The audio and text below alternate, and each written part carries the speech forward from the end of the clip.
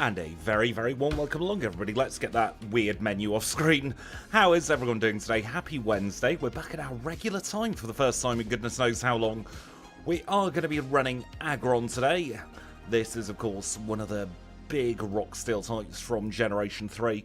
A Pokemon I've never actually had in my party, so I'm intrigued to see how well it'll do.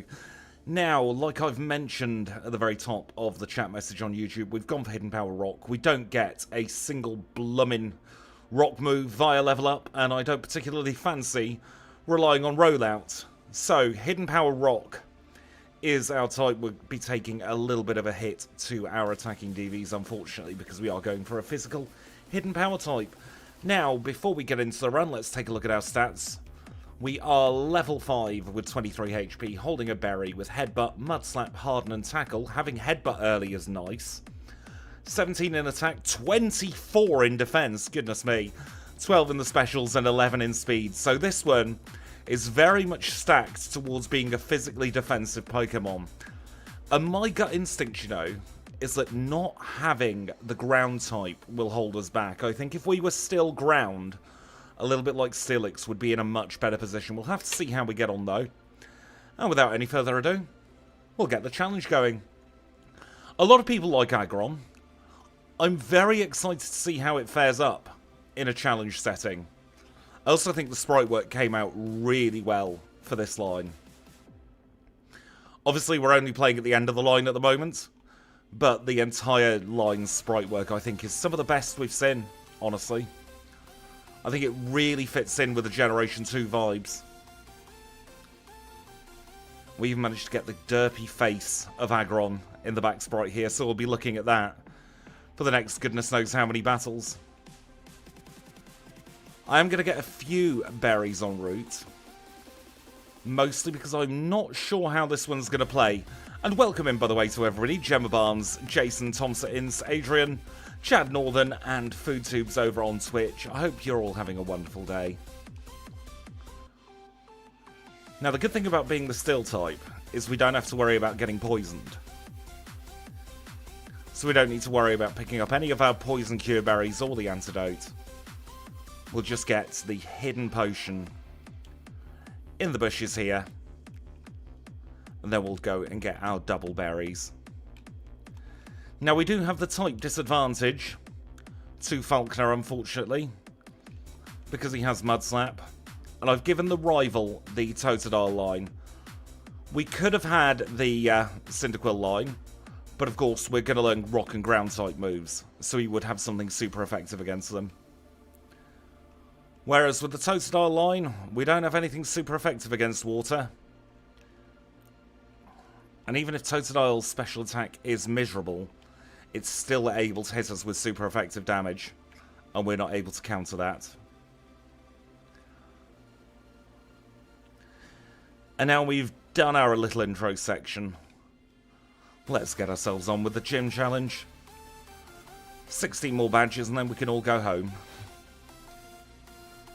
I've actually no idea how we're going to get on at Red. I think this one could be, on the sly, a bit of a toughie. We're definitely going to have to get the Quick Claw.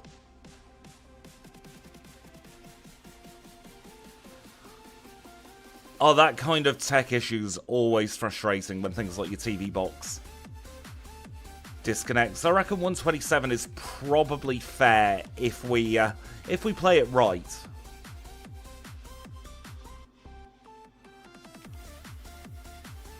I'd hope for sub 140 on this thing. We're not going to be taking much physical damage. It's those special attackers I'm worried about. And I'm even more worried about the fact that we're getting an encounter every 4 flaming steps.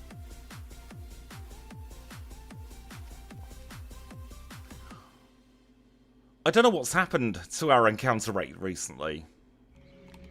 It feels like it's gone into overdrive.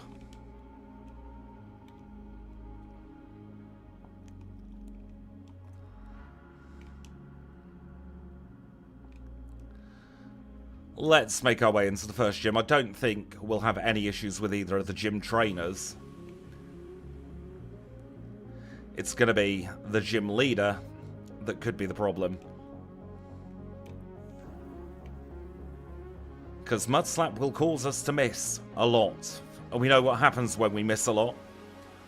We get gradually sapped away until we get knocked out.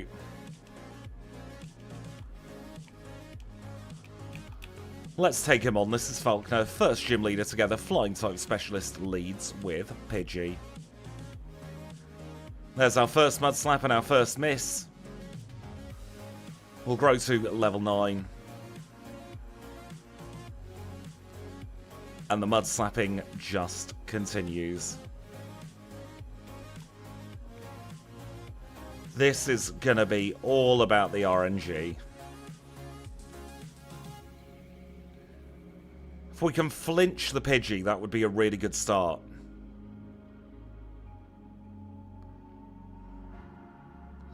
Or we can just hit through all our accuracy drops. That works as well.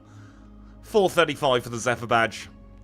One reset at Falconer is far, far, far better than I imagined that fight would go.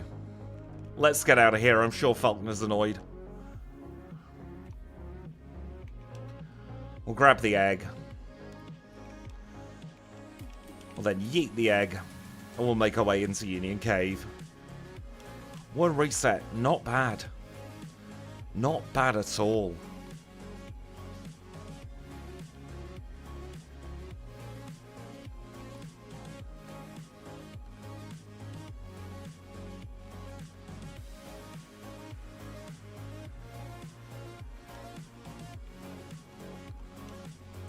We'll grab the repel. We'll grab another blooming encounter. It's a Hoppip though, so it can't do anything at all to us. We'll get the Super Potion. And we shall leave.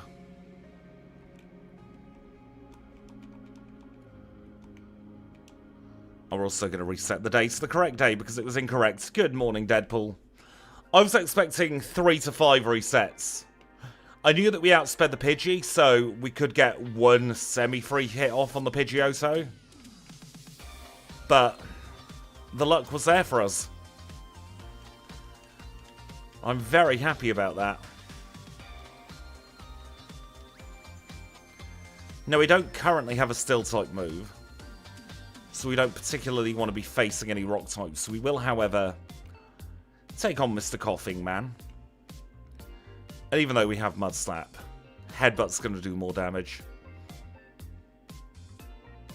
Plus, we have the chance to flinch, of course.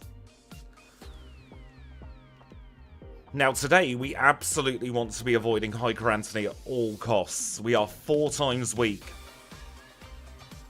It's the old fighting type.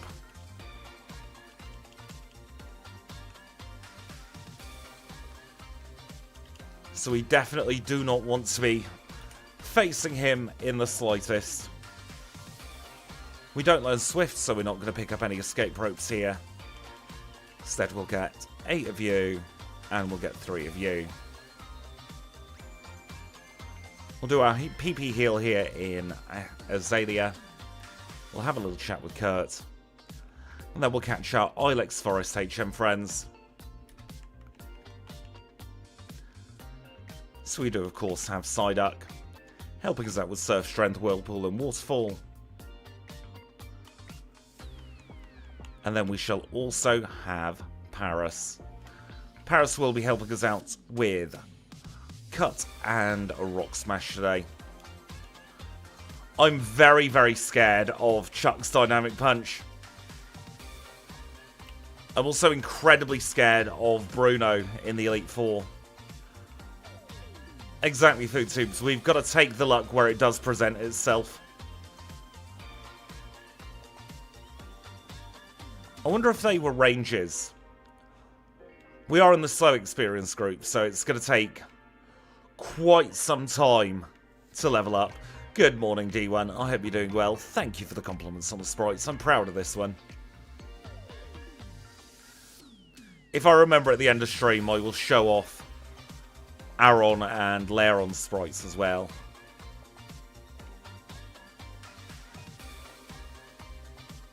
Do we one-shot the Zubat? We crit it, so we'll never know. Except we will know, because there's a second Zubat. Time for our next rocket.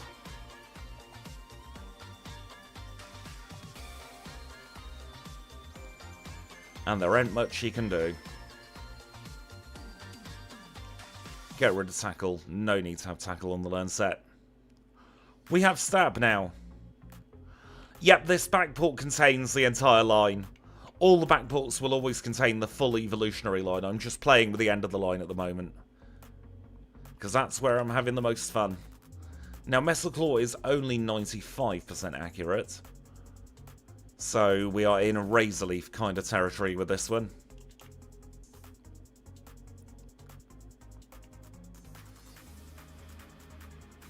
And I love how a lot of these bugs have nothing to hit us with, so they're just going for string shot.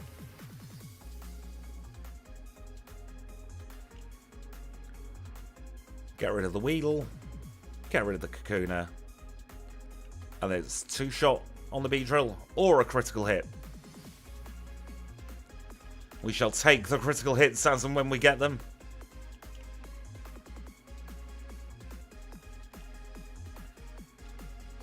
Now, surely 1 HP won't make the difference here. Let's take on Bugsy. This Scyther is not really going to do anything to us. And then I don't think Kakuna can actually hit us at all. There we go. That's what Bugsy should be like, not like the absolute crap show of yesterday's Girafarig run. We'll use a berry, and you know what?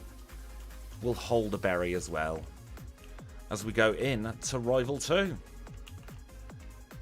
This time he is, of course, going to lead with Ghastly. And Metal Claw's a 1-shot. We'll go to Headbutt for the Crocodile because, of course, water resists the Steel type. And we're Speed Tied. We could go down here, but we're not going to. We'll say no to Iron Defense. I think having 180 in physical defense is just about enough. Thank you, Gemma, for 30 months at Pokeball tier. That is incredibly kind of you. You can absolutely look forward to many, many more months of content. I am starting recording for November. Most likely tomorrow. I've got the schedule all finalised now. We've got a lot of fun coming up until between now and the end of the year. We, of course, in the final throngs of this year.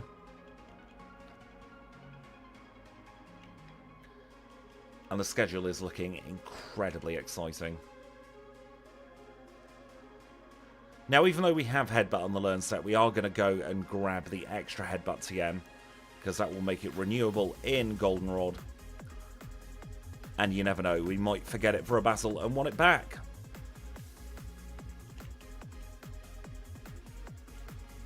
We'll grab the pair of Ether here as well. We'll wear out the Repel. And we'll go and get ourselves Abra to complete the HM Friends.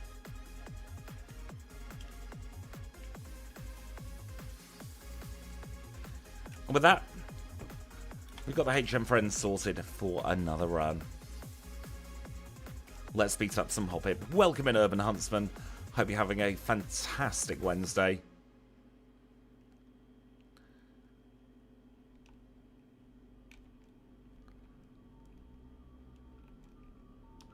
Let's get our PP restored here in Goldenrod. And we shall now get the bike. Register said bike. And we shall cycle up to National Park. Almost Thursday. It's closer to Thursday than it is for Wednesday, for Tuesday here as well. I hope your Wednesday did treat you very well, though.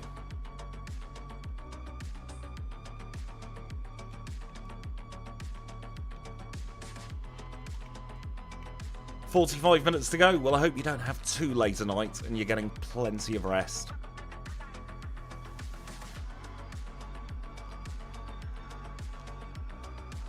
I've got another 9 hours and 45 minutes. Oh my goodness, that's not how that was supposed to happen. Thank goodness he has terrible AI. I'm looking forward to Sonic Crossworlds. I'm not going to be able to get it at launch, but I'm looking to get it probably this time next week. From what the reviews are saying, it looks really good as well.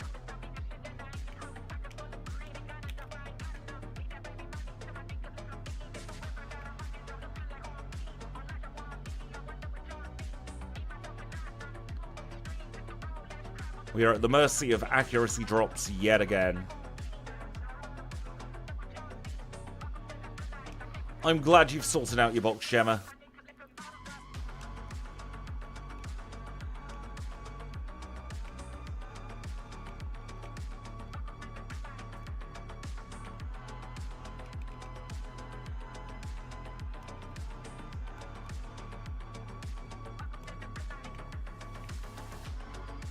I saw that advert for Crossworlds. It was very reminiscent of the Genesis adverts from back in the day, wasn't it? It was definitely a risk, them doing that advert. Why would you go for Quick Attack when my Pokemon's underground?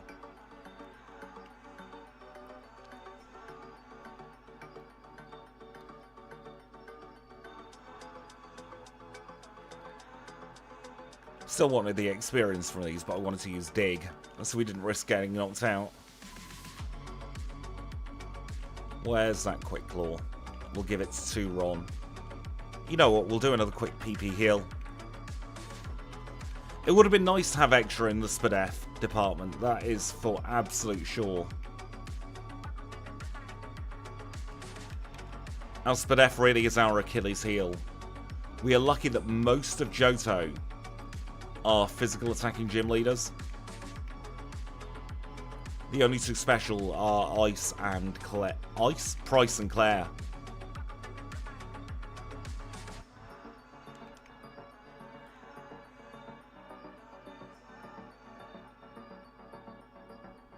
And then we should hopefully be over leveled enough when it comes to the end game. Welcome in, Anderson. I'm not sure what makes this run special compared to anything else, but every run is special.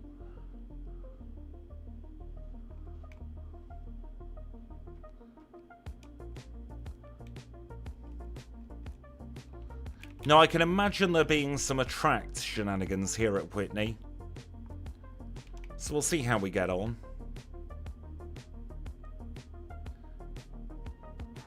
She's going for rollout. She doesn't know what to do. That was a 3-turn rollout. We took a combined 11 HP of damage. What move was this? Raw. We don't want Raw.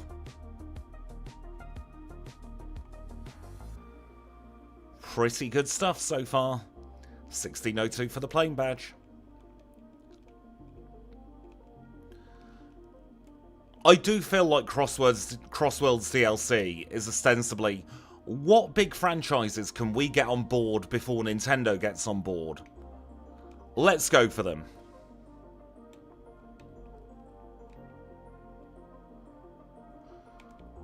I don't know Bastiodon's base stats off the top of my head to figure that one out. It's a really interesting question, though.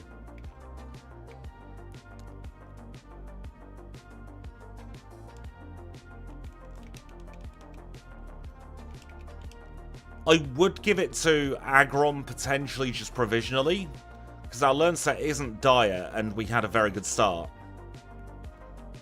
But Bastiodon might be able to make some waves. I'm all for Fortnite cards, to be fair. I actually enjoy Fortnite. Might play some after stream, actually. Oh no, the Matthias hitting us.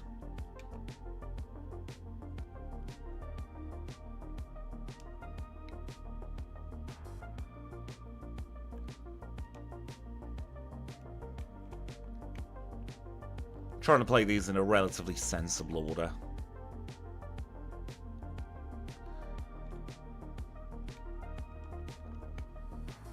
We shall take on the Pesky on the Vaporeon last. Surprised this thing didn't learn Surf.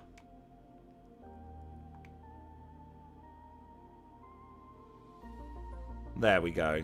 Through the kimono, girls.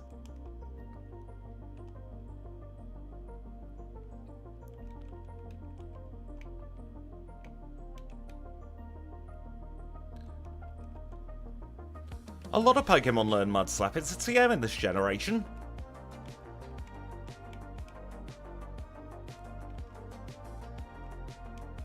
I do find it weird, though, that one of the very few lines that learns Mud Slap via level up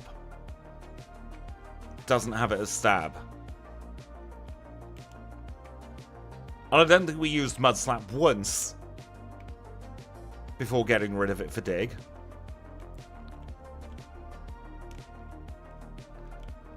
Let's get ourselves into Olivine.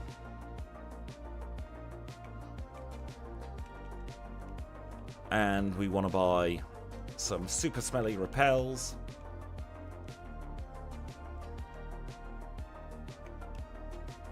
We'll get strength. We'll set our heal spot here. And then we shall teach Surf and Strength to side up, and we'll also teach Strength to our Aggron. If you take a look at the number of resets, Anderson, you should be able to figure out exactly how well Falconer went.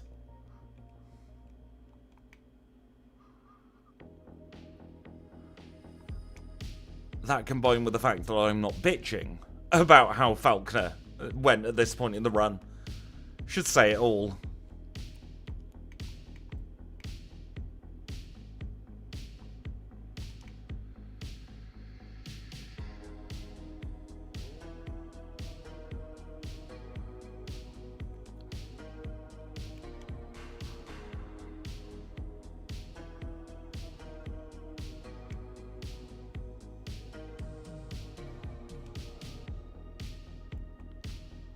I meant to go the other way, but I pressed the wrong button. Oh, that's fine. His AI's terrible. Just the one reset at Falconer. Our Aggron had laser-focused vision, hitting through Falconer's Mud Slaps.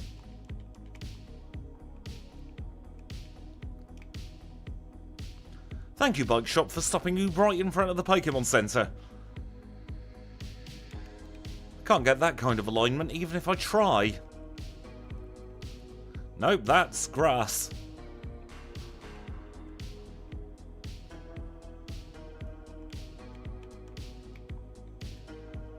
Of course, we've not done Rival 3 yet.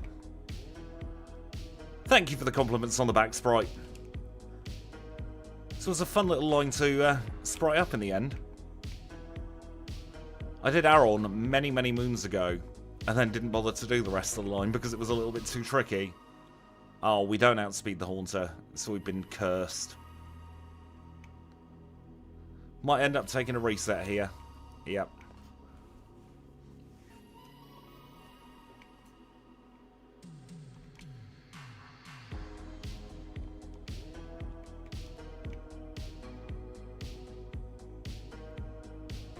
Rival 3 is loving to switch.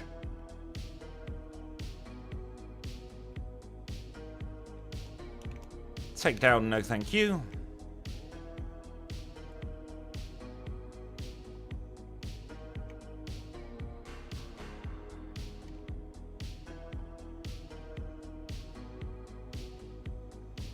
It always bugs me when Pokemon like Skorupi change their types, actually. Surskit's the one that bugs me the most.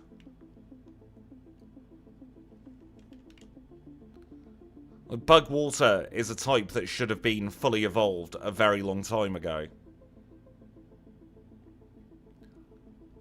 I think it was Gen 7 where we got our first Bugwater.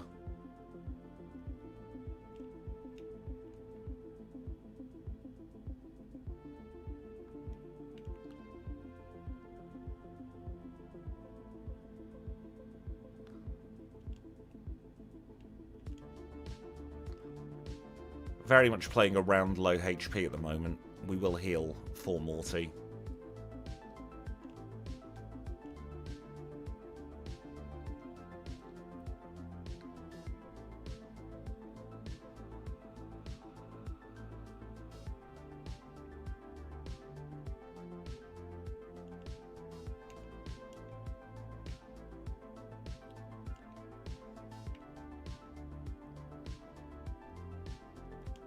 That pun was unintentional, but I'm going to pretend it was intentional because that's a fantastic pun. Where's that mint berry? Galoisopod would be interesting to run because we wouldn't have emergency eject or whatever it's called. No, Aggron is slow.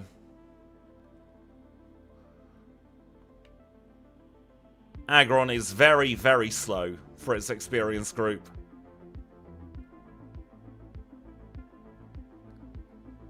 Mintberry kicking in there.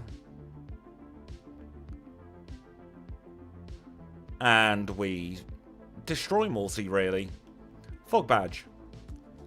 2354.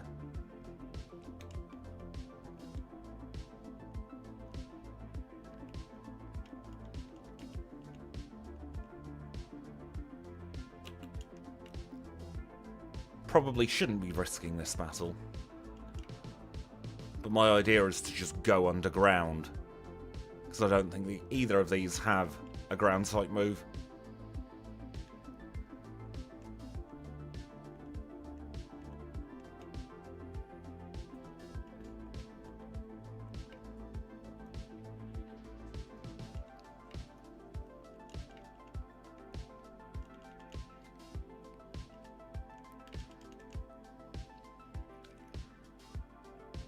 I do want to run Slaking again, actually. I feel like Slaking's one that deserves a redo. It doesn't matter if we're 4 times weak to him. We've got high attack and a super effective move.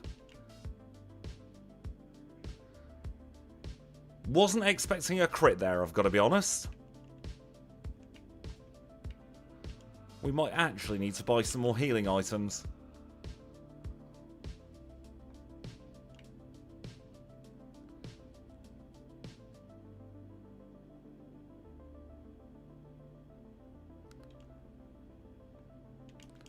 We will not be learning Jasmine's move. I would much rather have the lower powered but much higher accuracy Metal Claw over Iron Tail.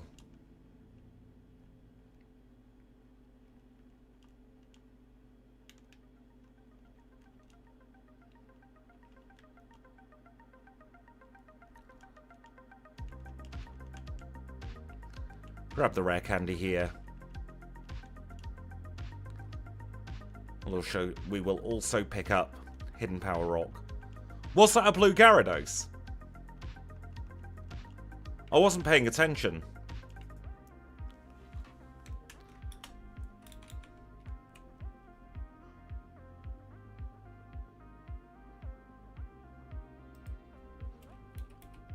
Oh no, it was red.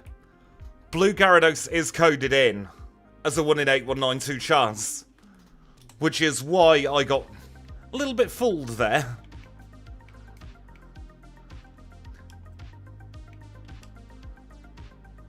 Little Easter egg I put in the challenge run and backporting base is having that 1 in 2,000 chance of it being a blue Gyarados. 1 in 8,000 chance of it being a blue Gyarados. Where are my repels? There they are.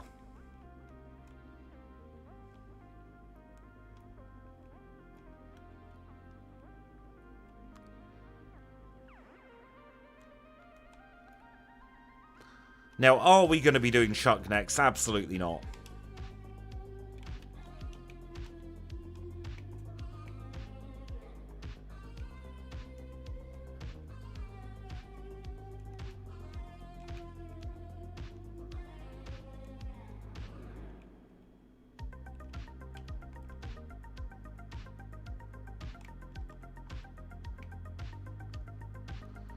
I love that hiker cutscene in Gen 5, in Gen 3.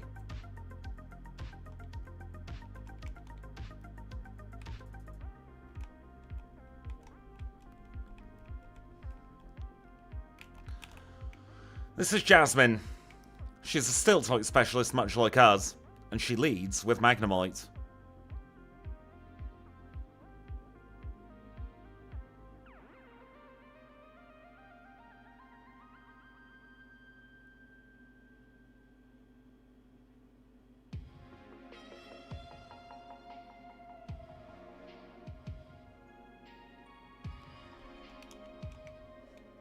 This is Jasmine, and we're not beating her yet.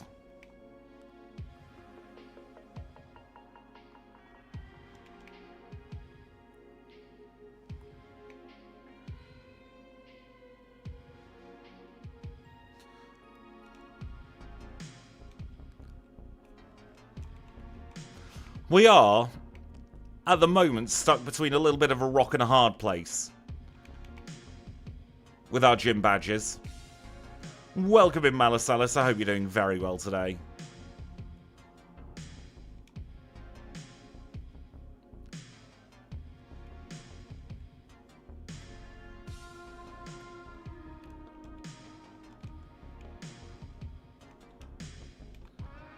Actually need that potion.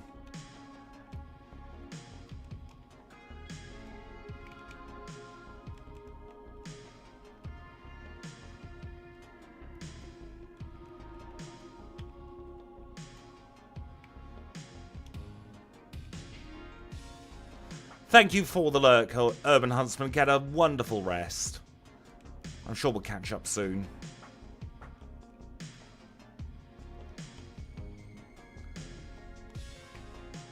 So welcome to early Rocket.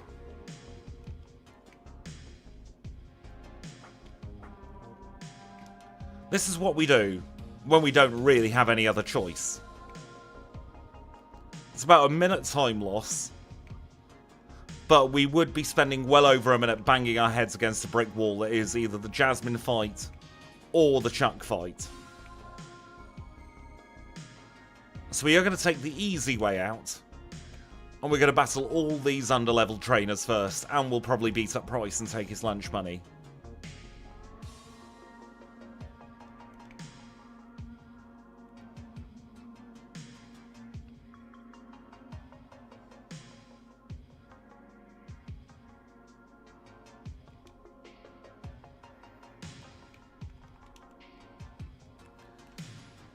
I disagree there, Deadpool, because that implies that Lance gets out of his house. Surely he just lives in his mum's basement.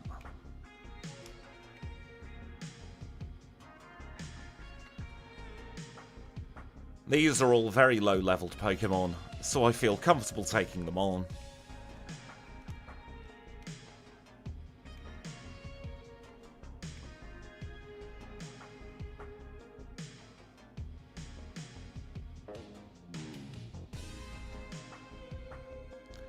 Welcome in, Paul. I hope you're doing very well today. We never get to see this scientist. Ha! You went boom. We played him. I think this guy has a Porygon. I am literally getting all the experience. Oh, it's a Ditto. It's kind of scary.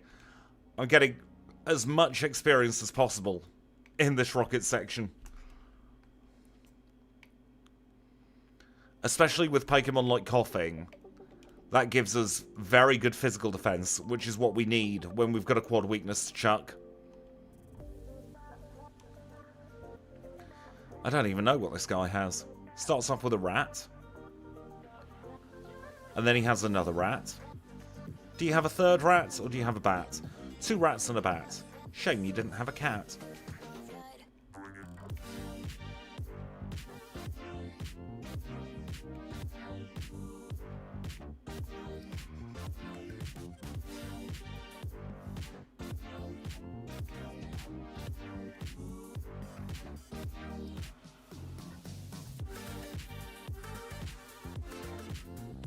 There's practically nothing that any of these rockets can do to knock us out. We've taken a whole 3 HP worth of damage in here.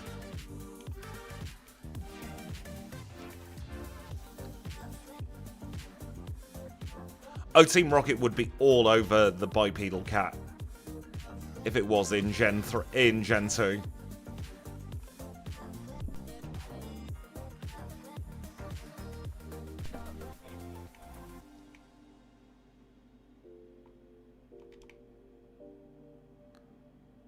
No wrap for us today.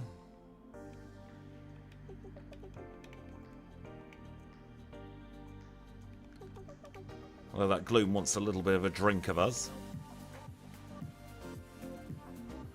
Purloin's Gen 5 sprite was a lot better than its 3D model. Completely agree there.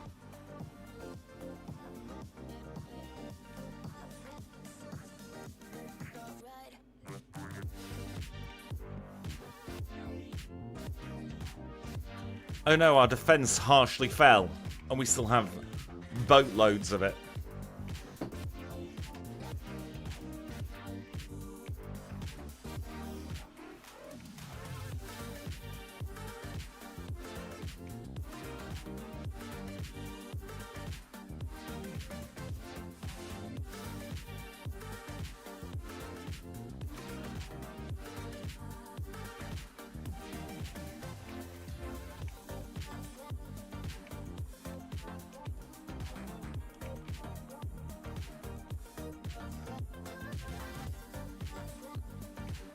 Let's get ourselves into the next gym.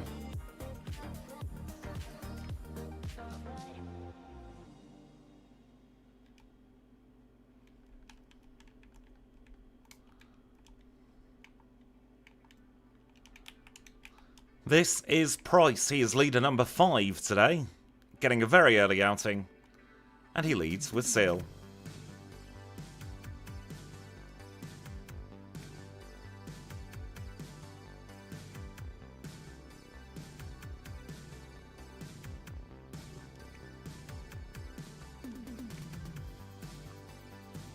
And that was Price. Glacier badge in 34.49.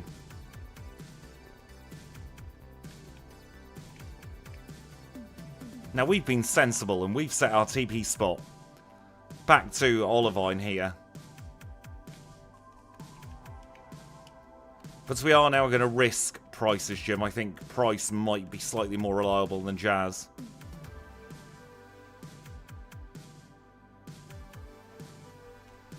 Price Chuck, rather.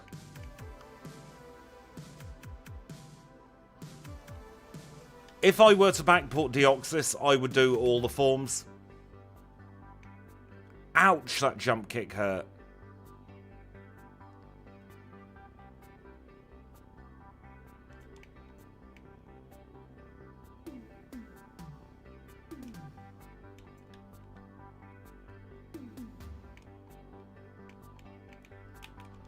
We are officially out of healing items for the moment. Which, I've got to be honest, does not put us in a great position.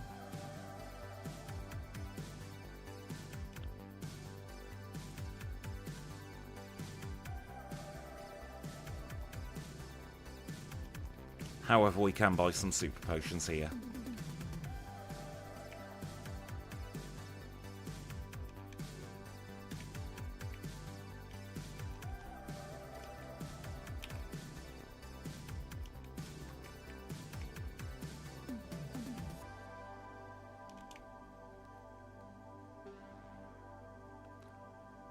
Aggron is really showing, actually, how you can have fantastic stats, but if you have a 4 times weakness, those stats mean absolutely nothing.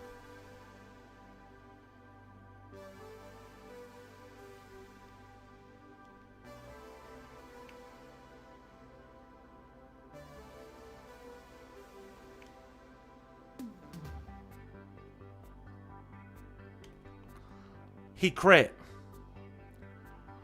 Price crit dynamic punch.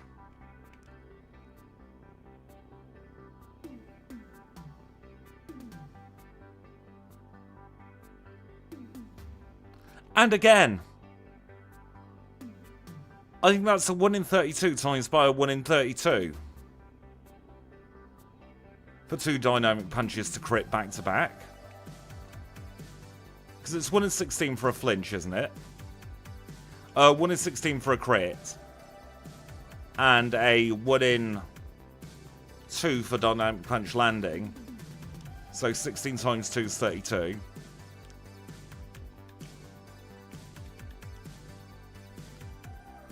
So yeah, 1 in 32 squared. If my maths is not completely wonky, which it probably is. Either way, Price has been chugging on the secret potion.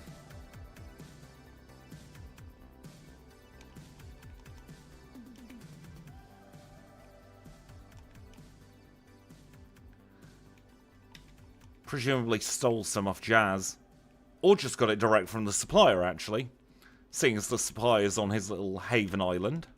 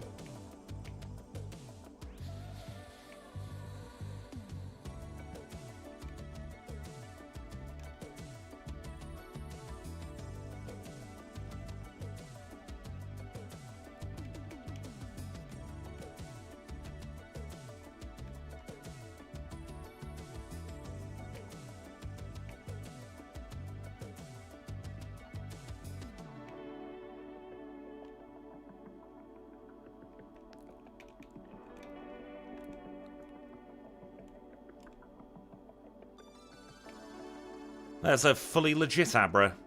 We don't see that every day. We also don't see the soft sand girls every day. But I'm going to give them a go today.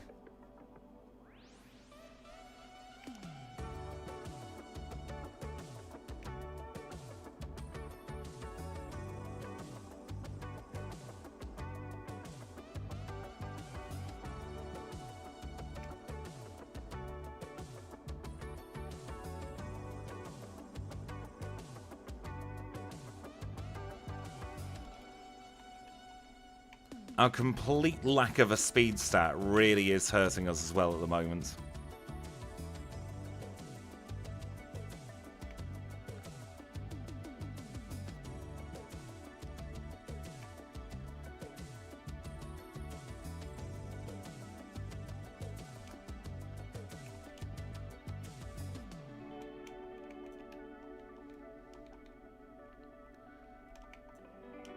And in addition to that, we've been playing a lot of good Pokémon lately, so it's been giving off the illusion that I'm actually a competent player when I'm clearly not. Let's try Jasmine again.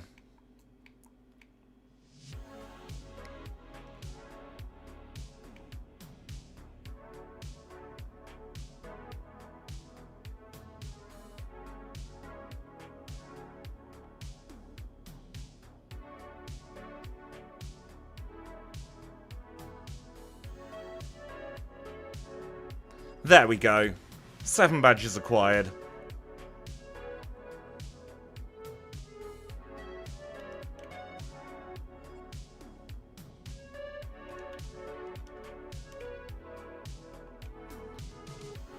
That means we can get ourselves through the ice path now.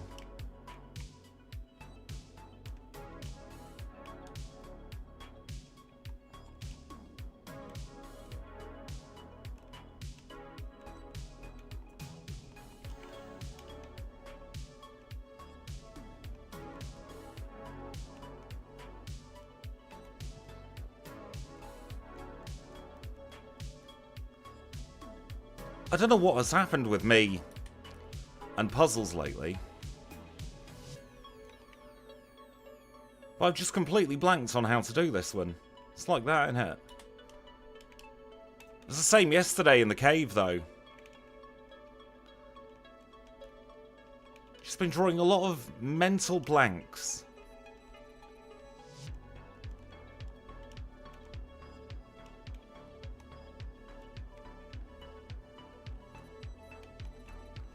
Probably a sign of being overtired or something.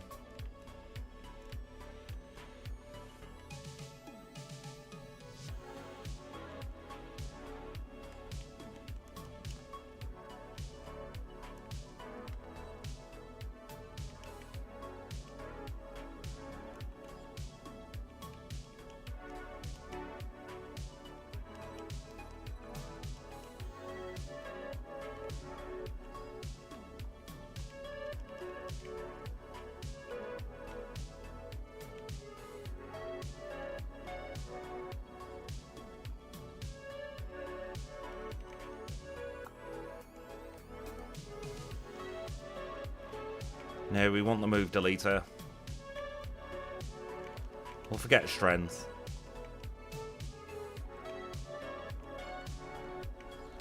Don't really have a need for strength anymore,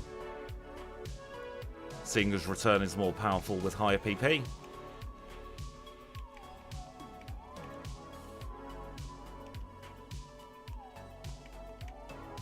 We are going to get an extra Prayers Cure Berry as well.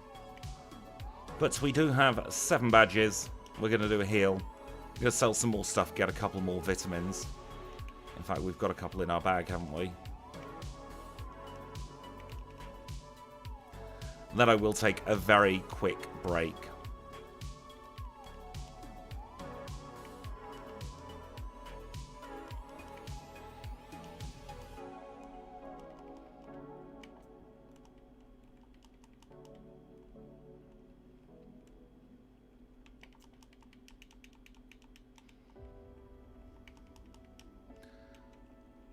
Going to slowly start building up our calcium supply. Right, so at 44:18, I am going to pause the timer, and I am going to take a very, very quick 3-minute break, get myself all ready for the second part of the run. Use this opportunity, go and have a drink, maybe get yourself a snack, I don't know, do whatever you want to do, have a stretch, and we'll meet back up at about 10 to.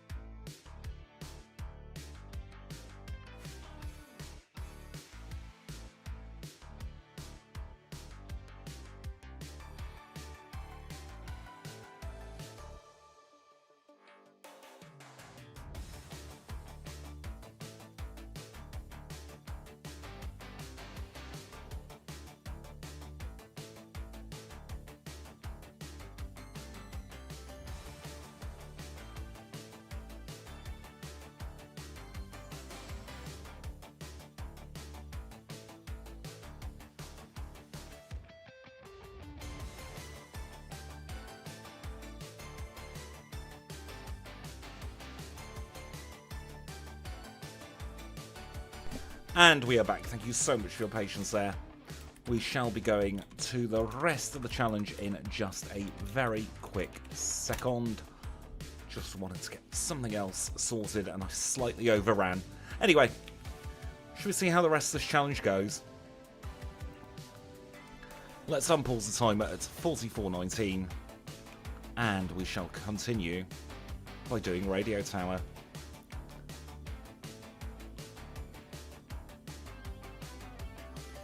And then we will abandon Radio Tower because I forgot to pick up Return.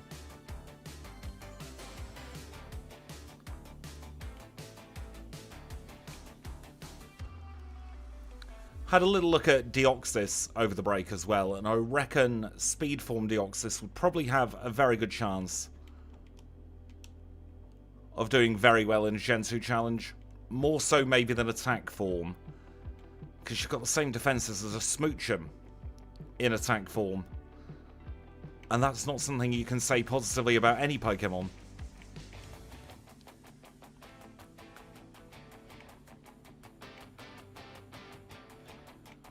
We'll say goodbye to Headbutt for a little bit now. We do have it in TM form, so we can always come back to Headbutt.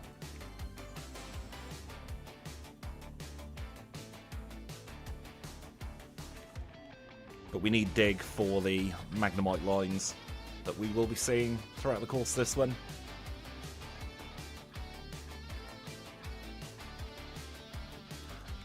I also had a little look at Bastiodon's base stats. Aggron will win hands down. Absolutely no doubt about that.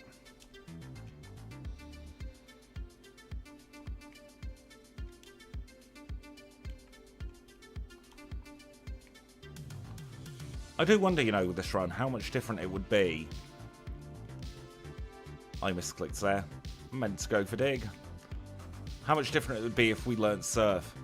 Because we do actually have a fairly decent special attack. It's not the best in the world, but it's certainly not terrible. And being able to surf the Steelix would have gone a long way.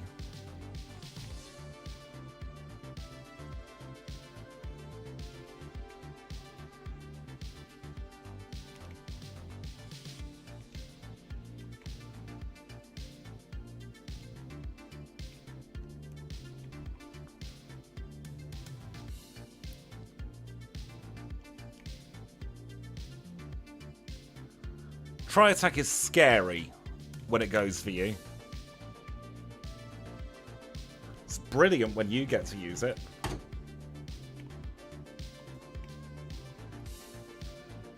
I think that's one of life's mysteries as to why Rhydon can learn Surf.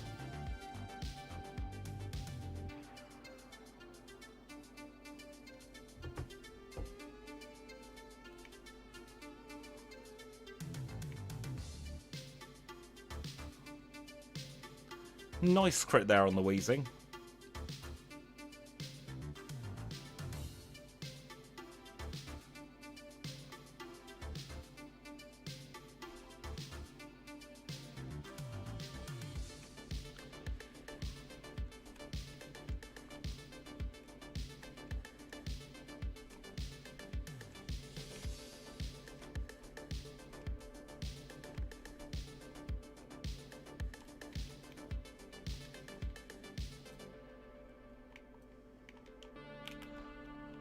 Arrival full time.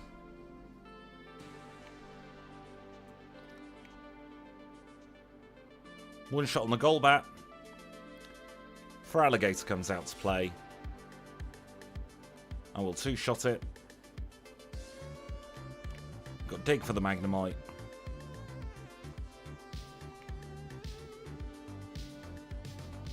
We'll get rid of the Haunter. And then we will obliterate the Sneasel.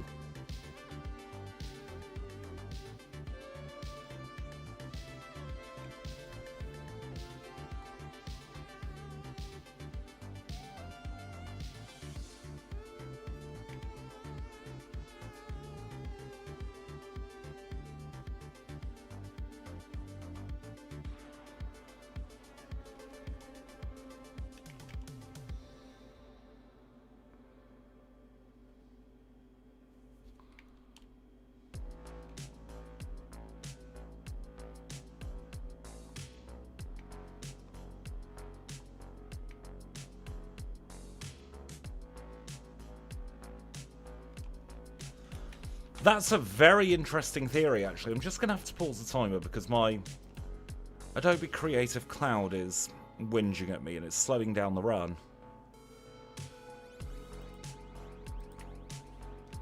It's that giant lag spike there as we were walking to our third grunt. It was caused by Adobe wanting attention, as it often does. But yeah, I do think that Rhydon did get certain special extras because it was the first Pokemon to ever be conceived.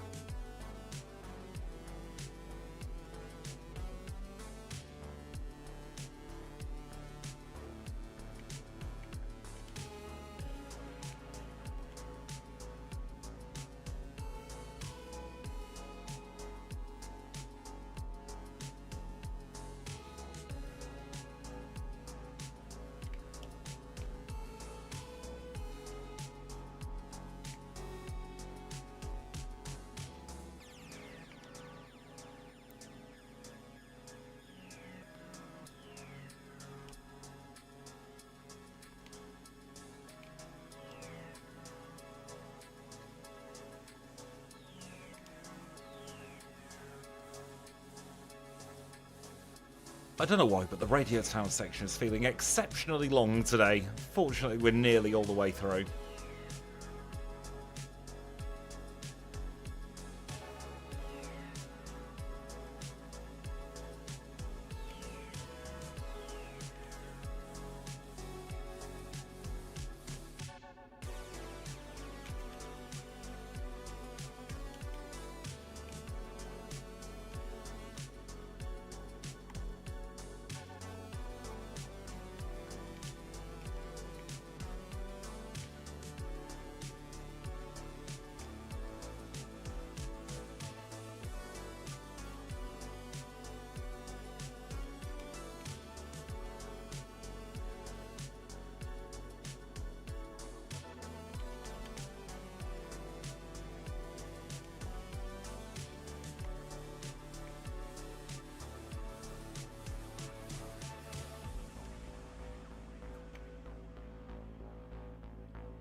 Glare is a terrifying move, I will say.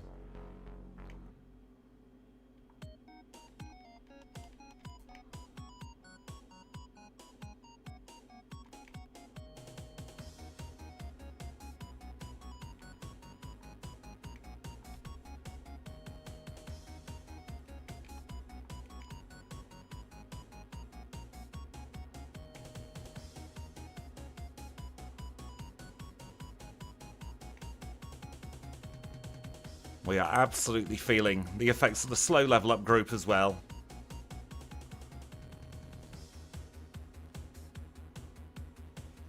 But with that, we have made it through the radio tower.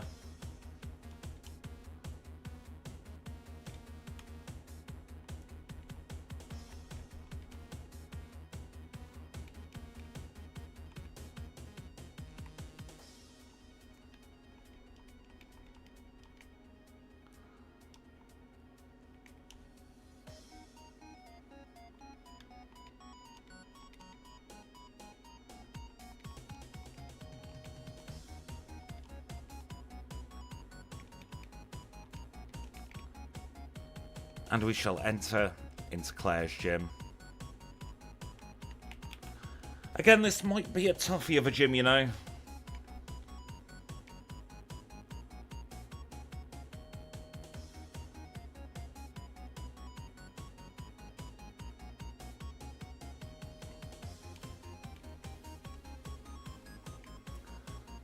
She does have Surf after all.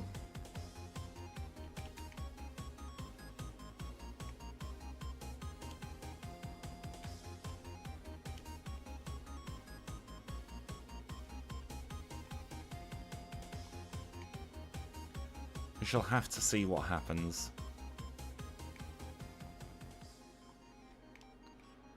Although I'm mentally preparing myself for a little bit of grinding. Down on 45 and 46.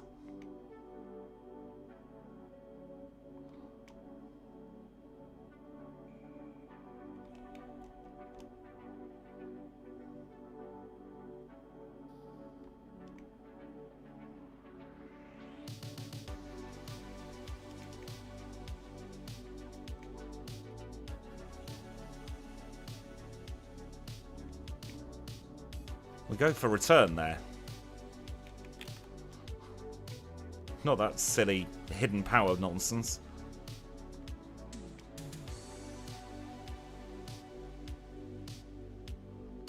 She's sending out Kingdra second, thereby potentially throwing this battle. Oh dear. We don't one-shot. Thank goodness we resist dragon.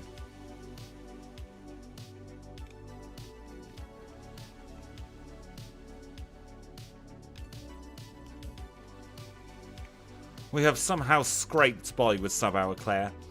I'm glad you've got an appointment, Gemma. Let us now go and grab our next badge.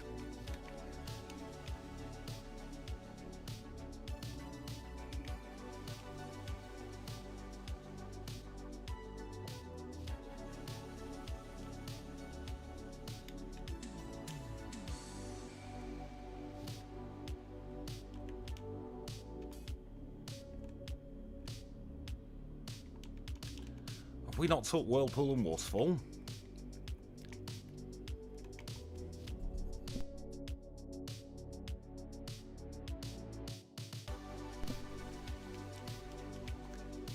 We'll remedy that right now.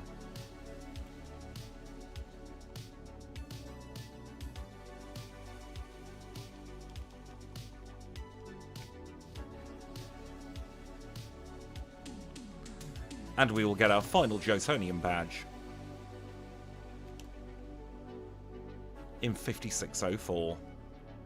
All things considered, we've got a lot of downsides with this Pokemon, so I'm happy with that time.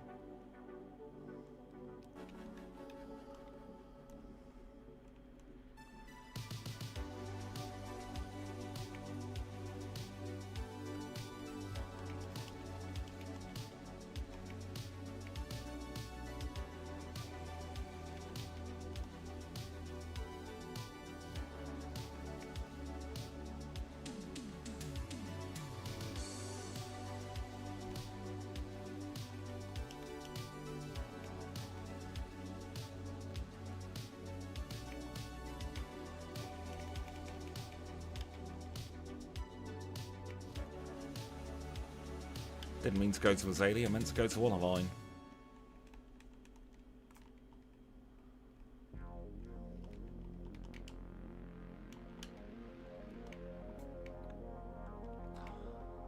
And now we shall set towards the Pokémon League. Well, we could be in for a nasty time, you know. In fact...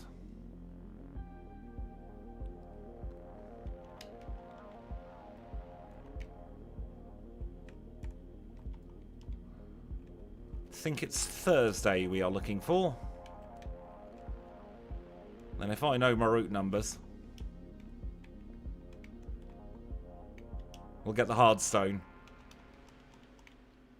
Just in case.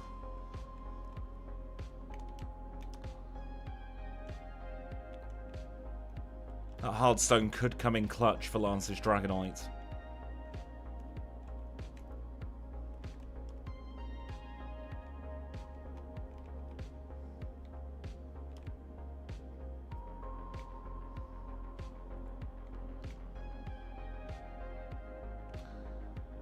I do find it ridiculous that these Victory Road analog trainers here are all in the mid-30s with half unevolved Pokemon. Diabolical learn sets. And then you have a level jump into the 50s when you get into the actual league.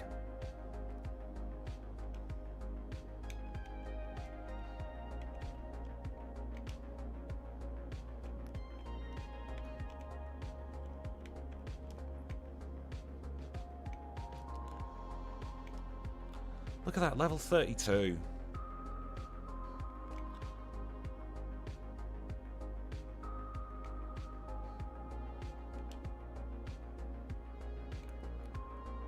I'm very interested, actually, to see what order Karen uses when we get to her.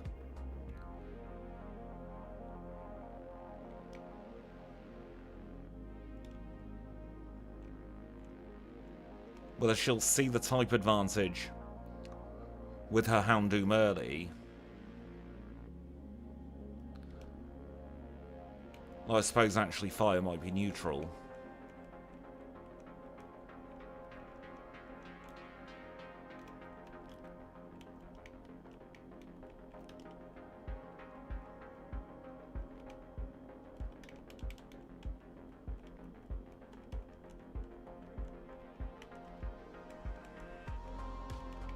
Quite how all these trainers got 8 badges, especially Mr. Parasect, man, is beyond me.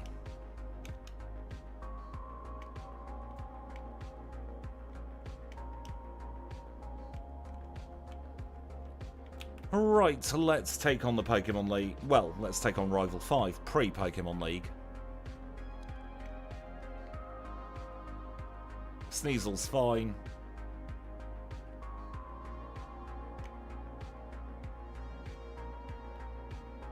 Water Gun's fine for Alligator. Earthquake on the Magneton. Earthquake on the Haunter. Might as well continue earthquaking on the Kadabra. We'll get rid of the Golbat as well. I reckon we'll be clocking in at around about the 110-ish. Maybe higher depending on Bruno for the Pokémon League.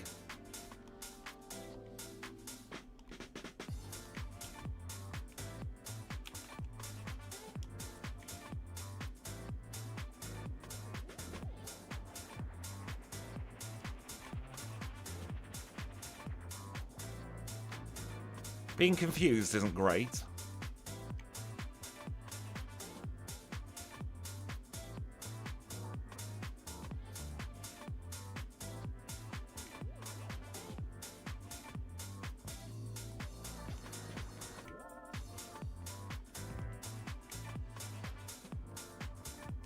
Just trying to get an attack boost there and didn't quite happen. I think it's only Gengar that lost Levitate.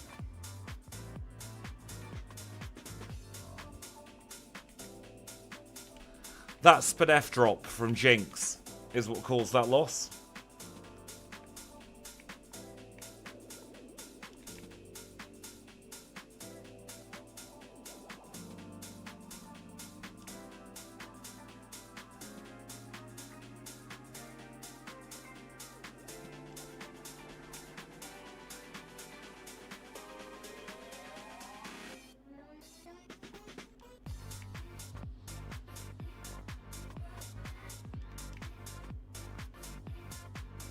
And we've been crit. Oh, this league's not going to be fun. Might have to dig out the old headbutt here.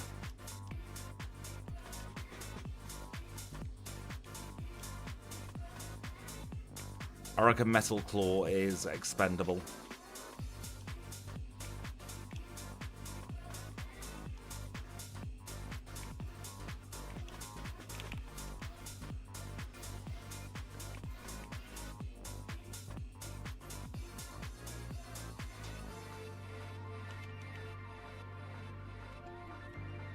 I'm just going to keep spamming until we get a quick claw proc so we don't get confused.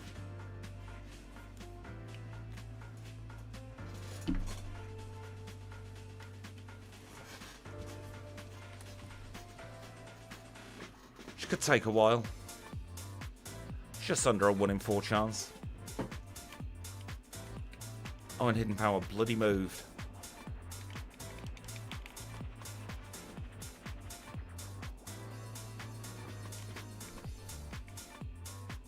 And there was us worrying about Bruno. We can't even get to Bruno. Will is walling us.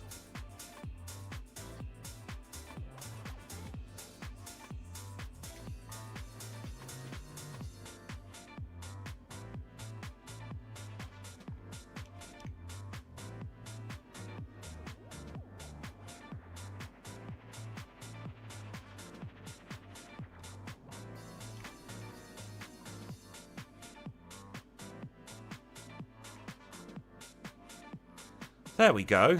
That wasn't so hard, was it, Aggron?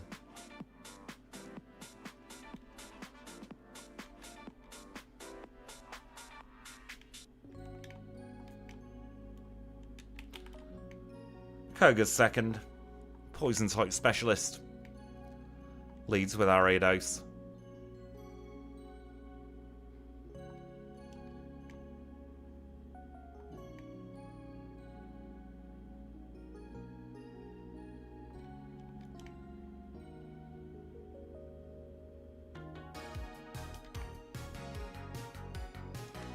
Koga's a little bit screwed here because he can't Toxic Stall us like he normally would.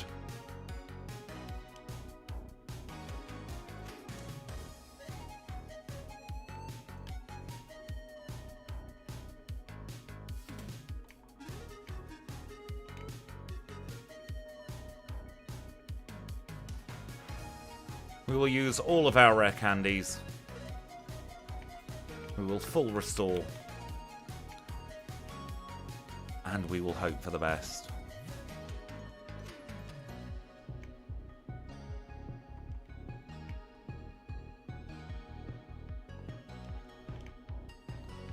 Now we are going to take guaranteed damage from this Hitmonchan.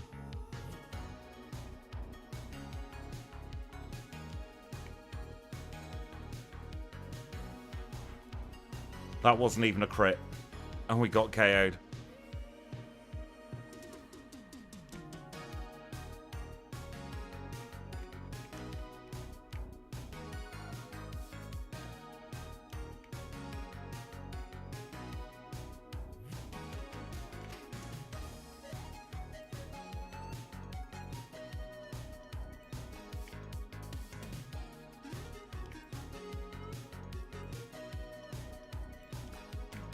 Who'd have thought that Will, the Elite Four member we have the type resistance to, would prove to be easier than Bruno?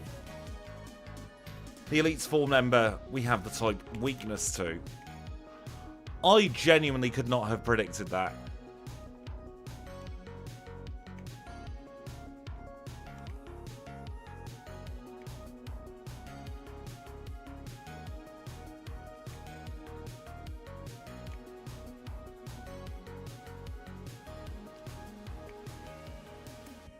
Gen 2 challenge running is a mind of its own sometimes.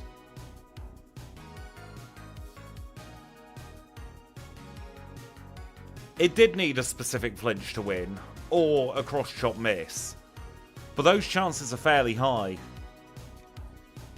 There's what, a 30% chance?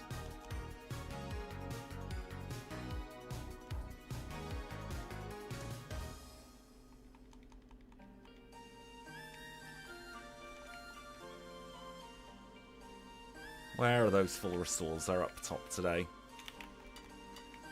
Let's try Lance.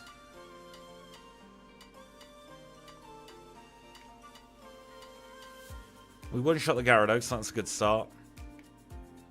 Do we one-shot the Dragonite? Yes, we do. That is majorly positive. Oh, we don't one-shot the level 50, though. Is this a range? It's a range.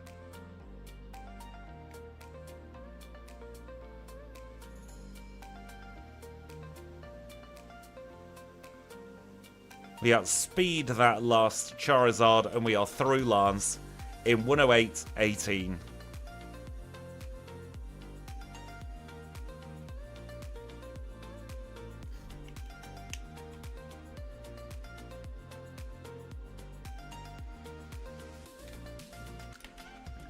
And 108.35 is our Hall of Fame time for this run.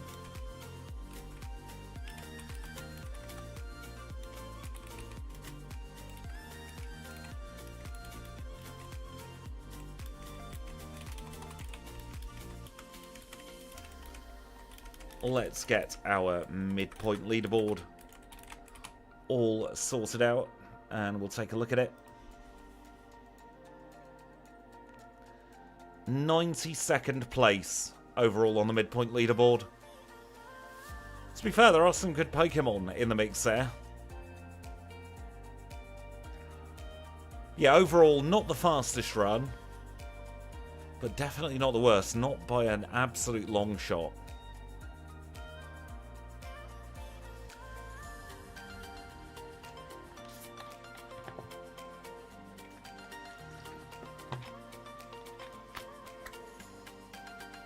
Now, I am in a little bit of cramping pain, so I need to give myself a bit of a stretch. So I'm going to take just a couple of minutes to have a proper stretch, have a proper relax of everything, because I've been sitting in one place for a little bit longer than I should be, and then we'll get on with the last part of this run. If I can remember how to switch to the BRB screen. There we go.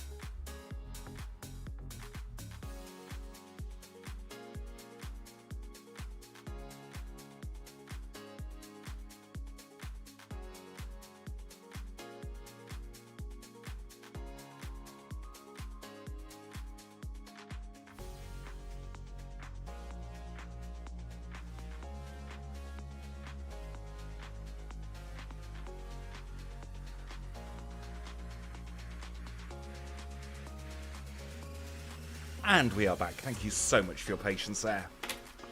The cramping is slowly fading. Didn't want to keep you all waiting too long, though. Should we get on with the last part of this run?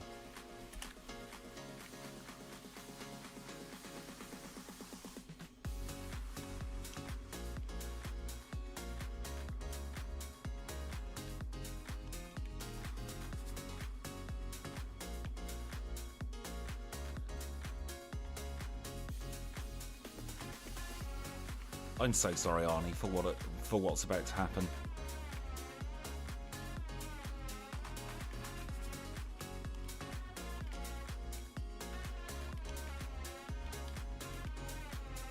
We might need to rely on the old rollout at red.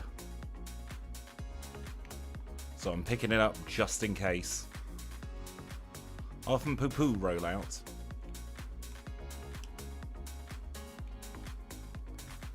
There are times where it's actually handy, and today might be one of them because we get stabbed with it.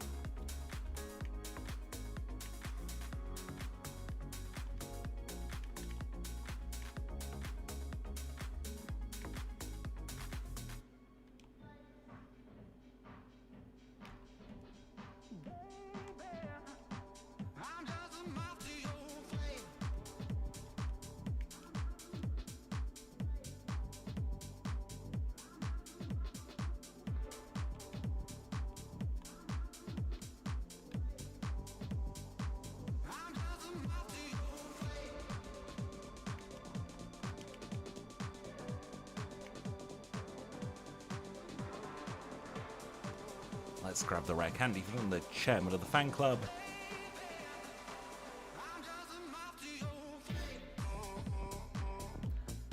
And we shall make our way into our first Cantonian gym.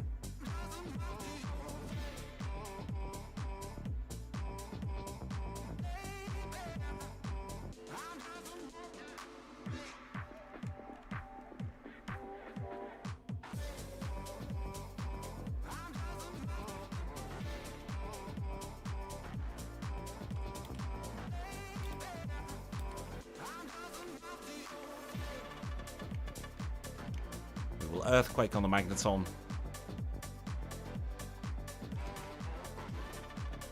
And the Electrode can really do nothing against us. Oh, we get rid of the Electabuzz.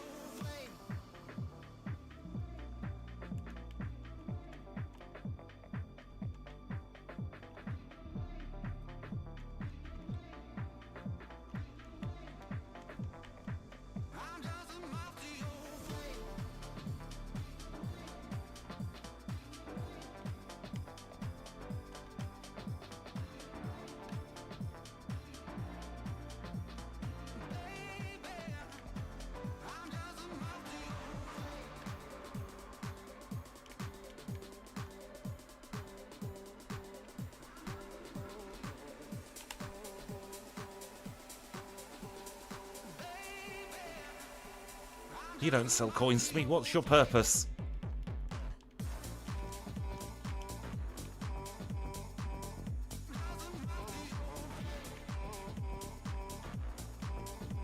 A couple of bits we want to do here in Celadon.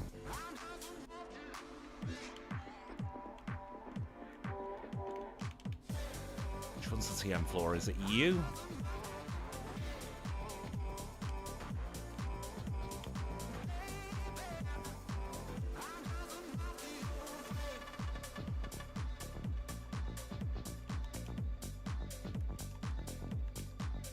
We are setting up essentially full scumbag strats, by the way. For red.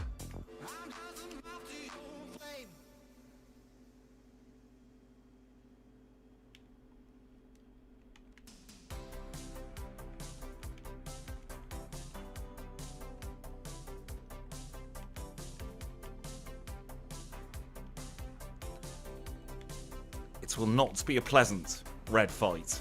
If we have to resort to it.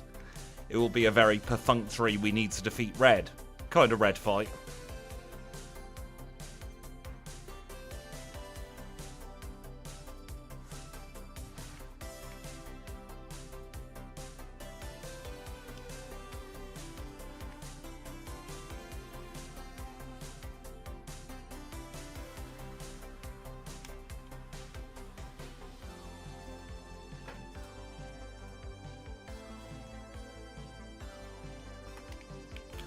Let's take on Erica now.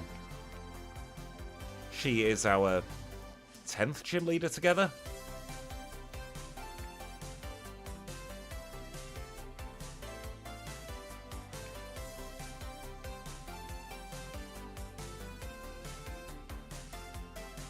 We don't have anything too great for her, honestly.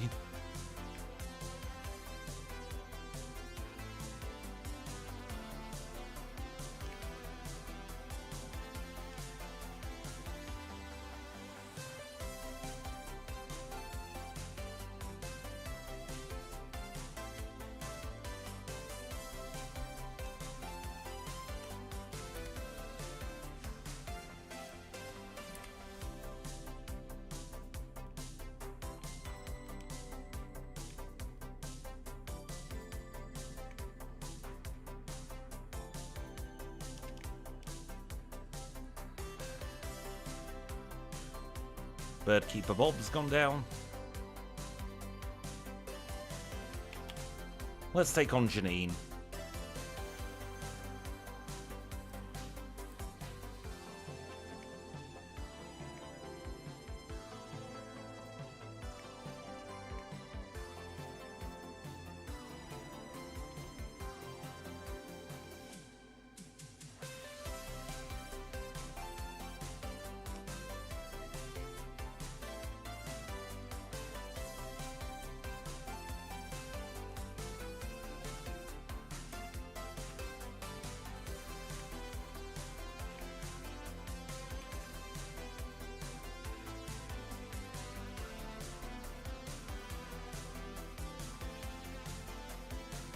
This is the single worst rotator in all of Gen 2. Well, normally a spinner, but he's a rotator for us.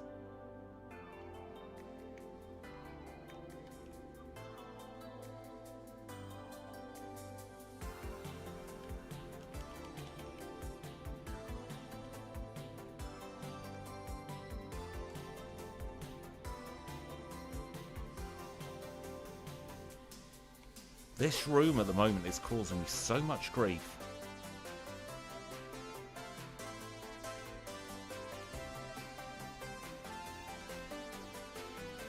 I really don't know what's happened to my rock tunnel ability.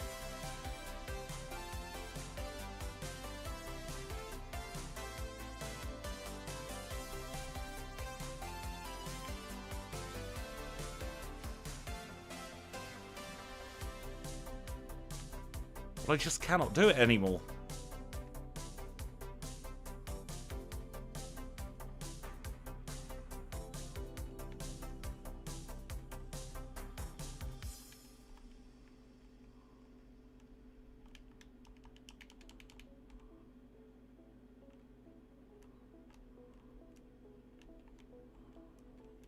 At least it wasn't the absolute shambles that was yesterday's rock tunnel.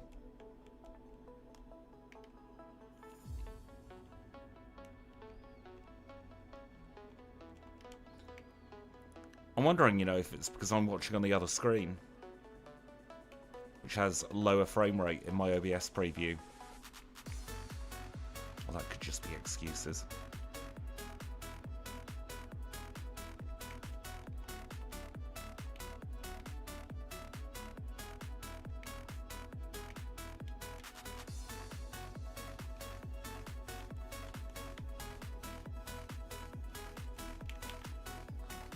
Let's take on Sabrina.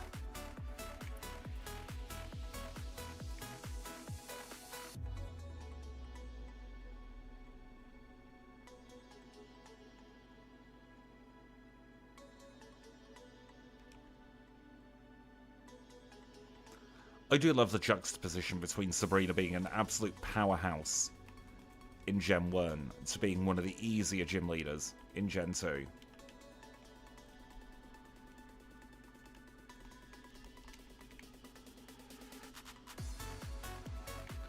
She's genuinely scary in Gen 1. And then Gen 2 rolls around and she is normally free.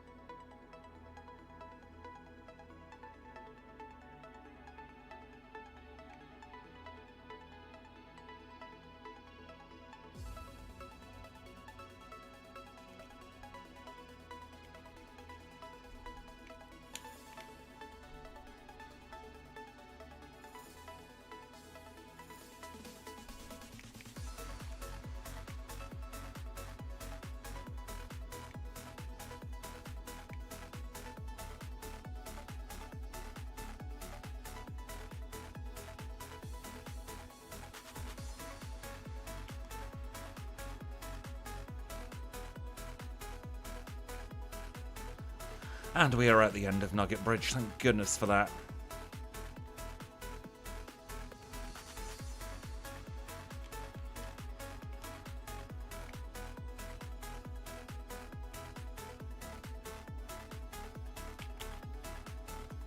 Let's take on Misty.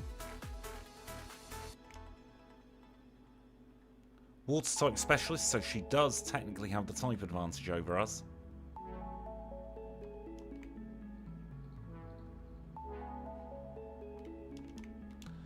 But we can fix that by just one-shotting all of her Pokémon.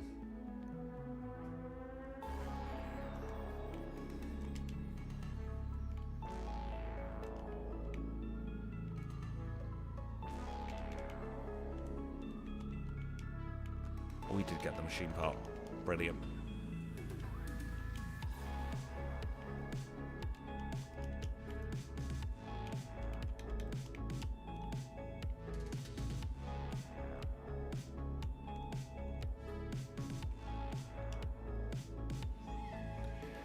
We'll get ourselves Zap Cannon. I wish we could use that.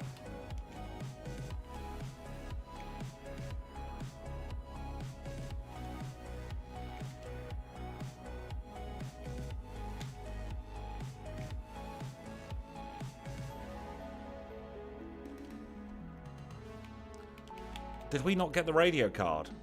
Bloody hell.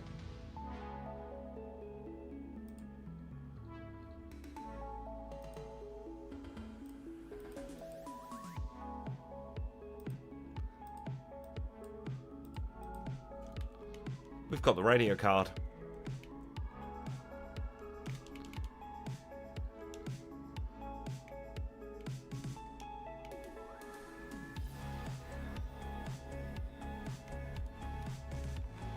Gotta be honest, I've not felt comfortable with Aggron the entire way through this run. There are some Pokemon you just don't click with, and that's been Aggron for me. Well, I think it's a really good Pokemon, I just don't think it's suited to solo running.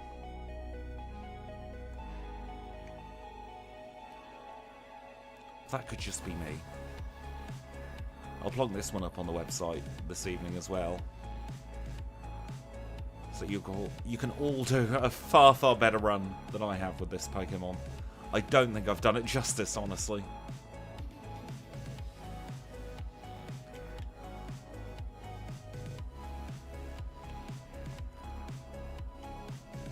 Some runs, I just can't get into the groove of it. It's through no fault of the Pokemon, it's through no fault of my own. You just don't click with it. And it happens all the time.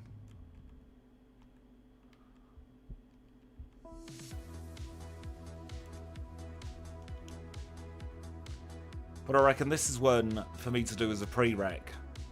Probably in the new year. Have a little bit of info from this run, and I should be able to get it sub 130. Anything lower than that, and we're going to be rolling the dice a little bit. Sub 130 should be fine. I'll tell you what else should be fine. This Blame Battle.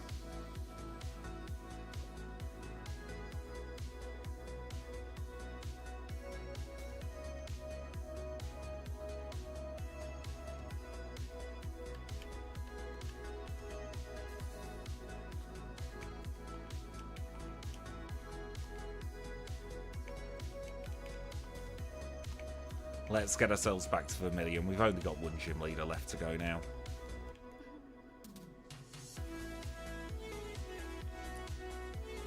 He's got a very precarious ledge there, Blue. Do you not realise some people cycle around these parts like an absolute menace?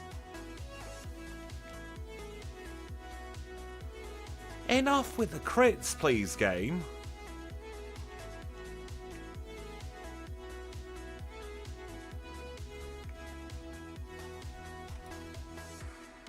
My save state spot's gone in the wrong place here. It's gone mid-talking with Blue. So we're going to have to rewind this battle in shame.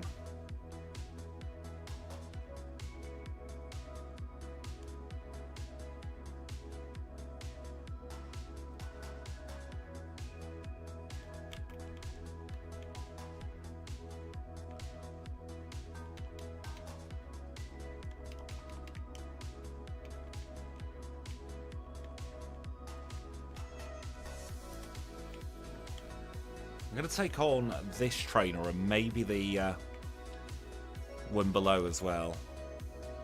Just want to get up to the next level. It's going to be close with this Magmar. There we go. Because otherwise that would have been a waste of 2 rare candies.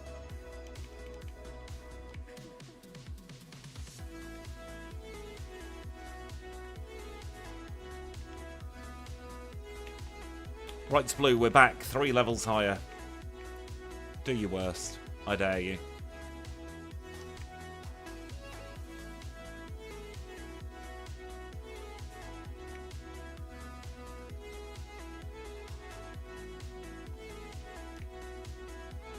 Gotta be honest, Reflect is terrible there for us.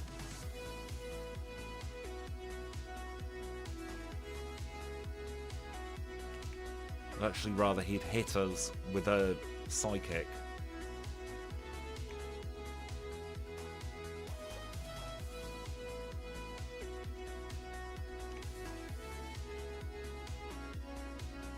He's throwing.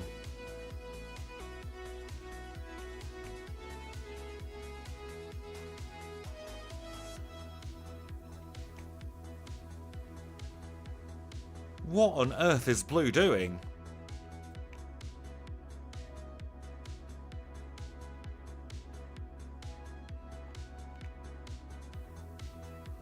I don't know what Blue played at there. I'm not going to complain. Earth Badge.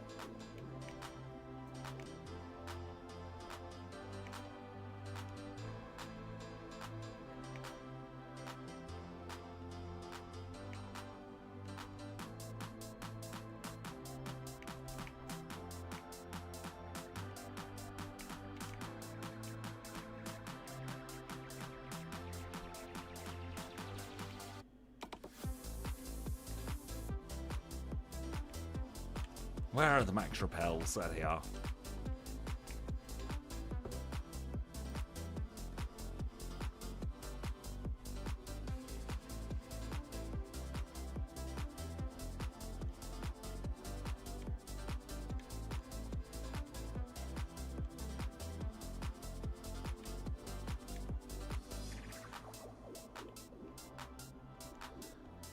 At least I didn't make a colossal mess of Silver Cave. Let's take on Red.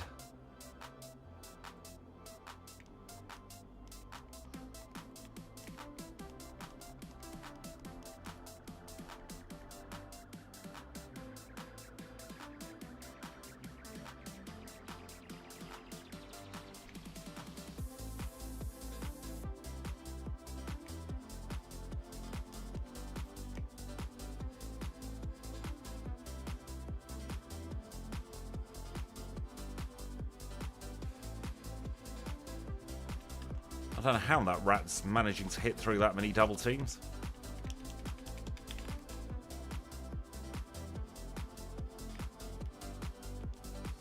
Let's have the secret potion on.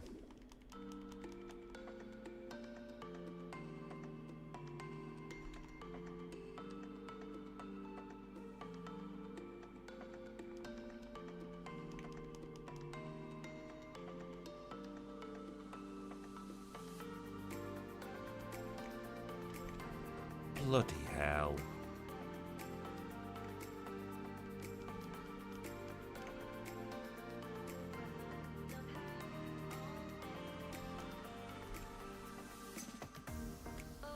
Absolute ridiculous scenes here from Red.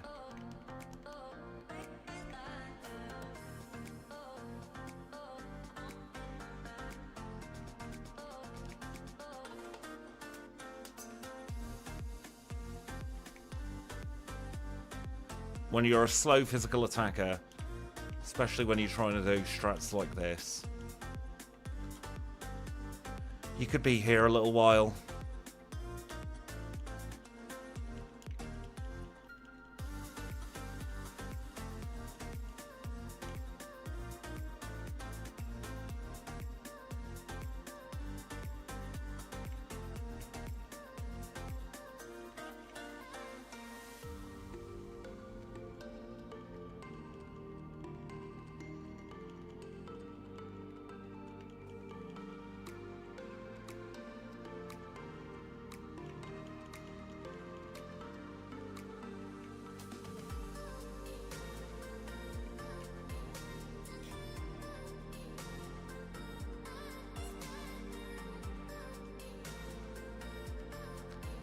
Surfer's missed. Snorlax went for Amnesia. Absolutely wonderful. Venusaur going straight for the Solar Beam. That means the sun is not going to be up. Flamethrower's hit, but it didn't burn. And that is time at 1:30, 1:33. Thank goodness for that. Didn't like that run, honestly. Not gonna lie to you all.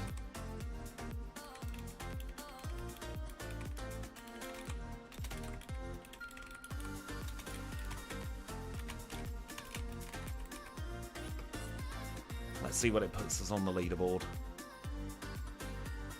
25th, last place on our Unbound streams. Not a big surprise. We did have a lot of hurdles. What about in the overall streaming leaderboard? 97th. Only a few seconds shy of Snorlax. That isn't bad. All things considered.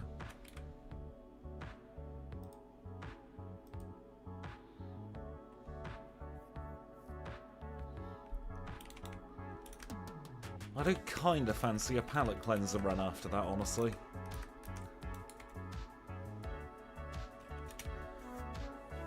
Do we have it in us to do another one today? That is the question. Do we have the energy? Do we have the mental fortitude?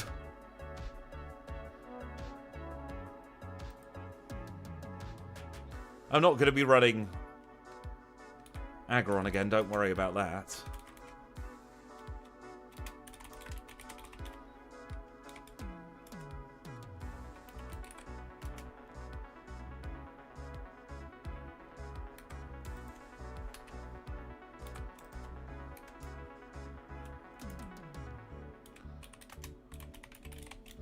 Let's take a look at the full leaderboard as well.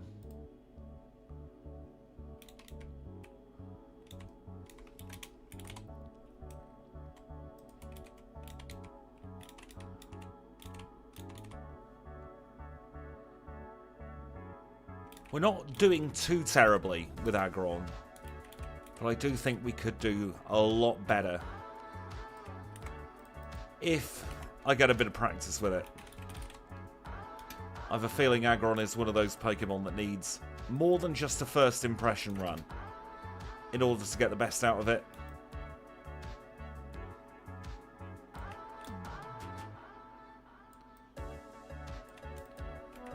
But obviously, especially on our streams, the runs are first impression.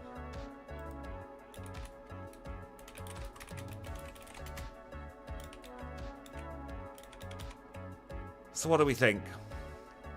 Should we do another one? I think we will. I'm not going to be live tomorrow anyway. And I honestly need something to make me feel better about my own playing abilities again after that one. So somebody earlier mentioned slacking. So I reckon I will get Slaking's Backport all brought up to date.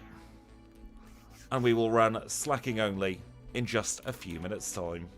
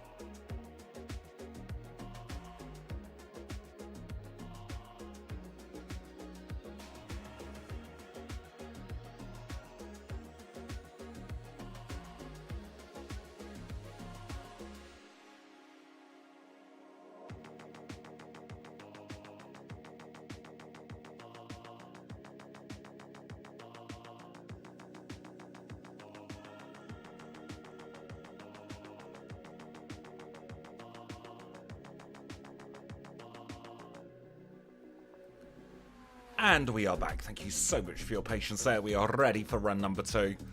Quick disclaimer, I've not tested this since we played it last, so there could be a couple of bugs. We'll just hope there aren't. That's how we're going to deal with this one. Let's get started with our slacking. We've got no slacking on this one. We're not going to start with 24 resets. That would be a little bit unfair on this slacking line. That's how I feel about Aggron as well, Food Tubes.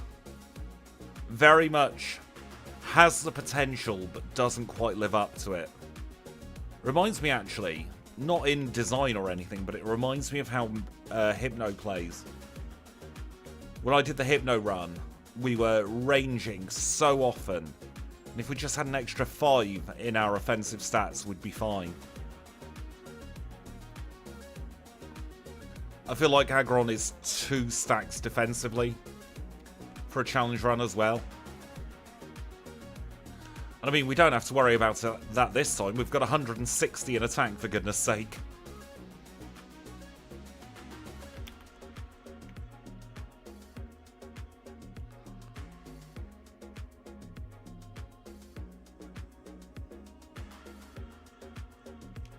So our plan here is to just go like the clappers. Try and get this through this one as quickly as we can.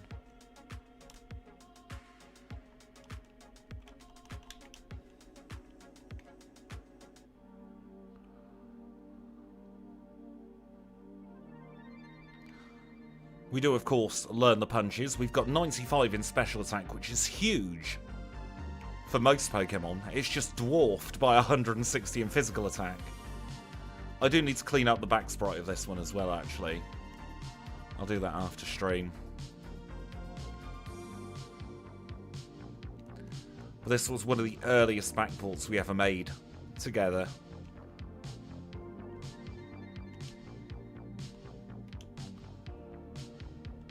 And this does have all the ingredients of a very, very good run. Move! Bloody hell.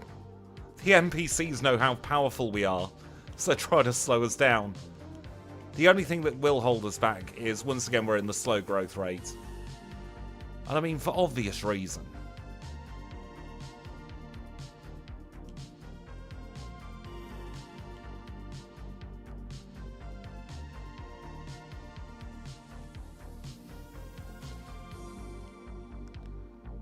But once we get ourselves Headbutt, I think we'll be practically unstoppable.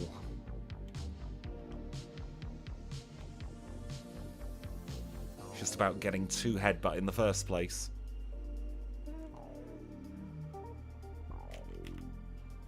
This isn't Falconer, this is a lie.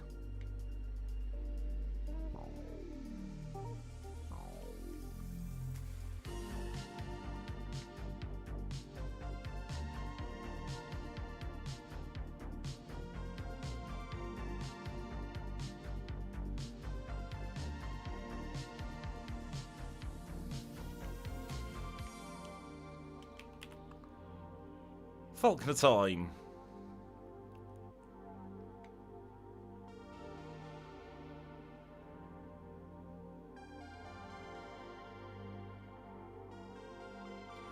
Even the double crit couldn't save Falconer there.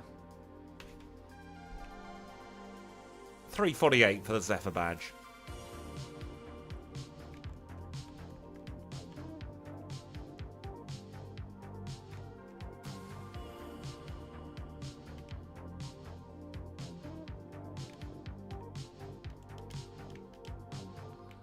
We'll yeet the egg.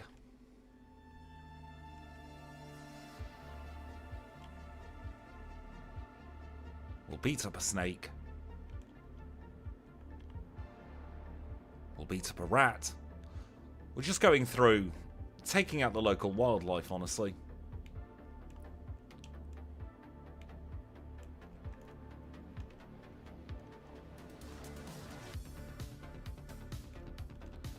Gonna do a very quick PP heal here.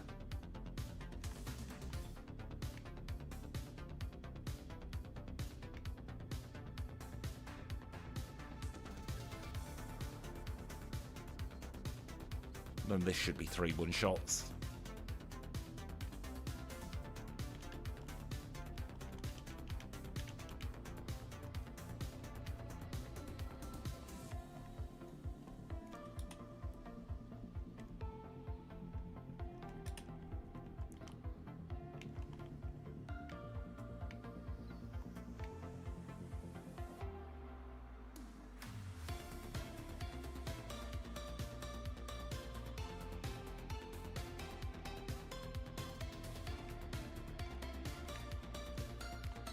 Now, unfortunately, we don't learn Swift. Otherwise, we would be picking it up.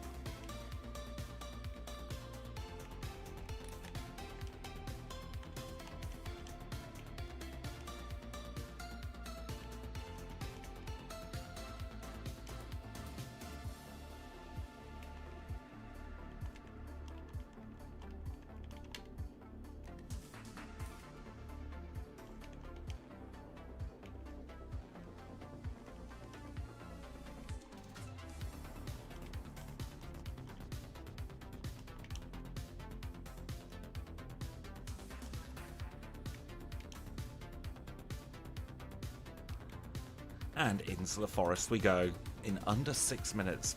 Bloomin' egg. Oh, no. Getting ahead of myself there. We're going so quickly, I'm pressing the buttons too fast.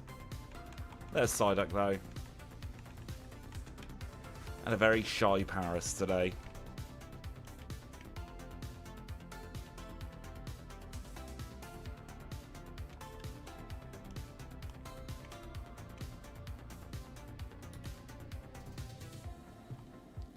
And into the well we go. So what do we think for this Pokemon? 115? 110? Lower? Higher? We have the ingredients to get one of our fastest streamed runs together. It's whether the ingredients all come together is the question for this one.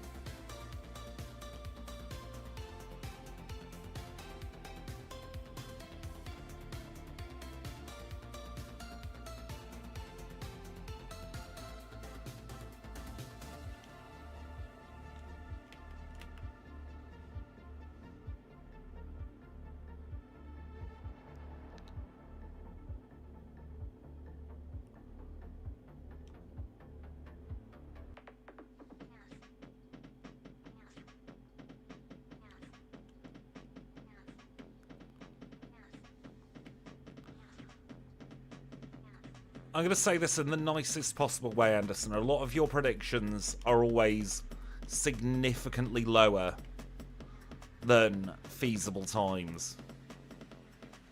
And I don't mean anything bad by that at all. It's just, I think you think Pokemon are a lot better than, or not even necessarily the Pokemon. I think you're giving me too much credit there. If I was playing off stream and really focusing, I do think sub 105 would be entirely possible, though. It's just, on stream, your brain's kind of split multiple ways.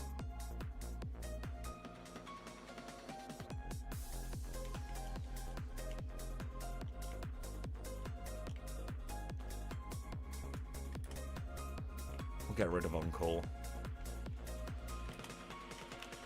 Bugsy time.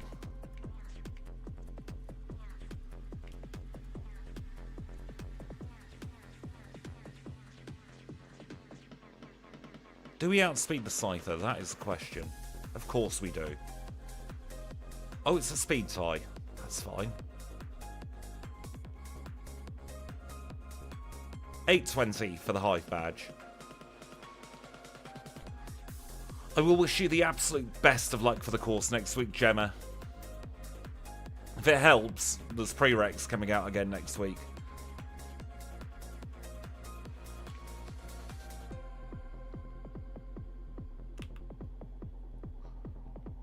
So it's not going to be all streams.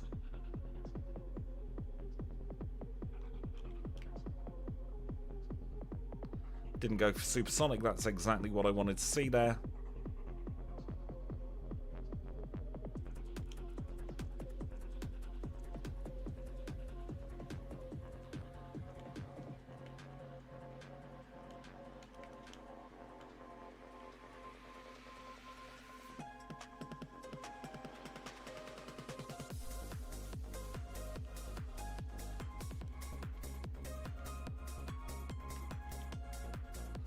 Good movement around the forest.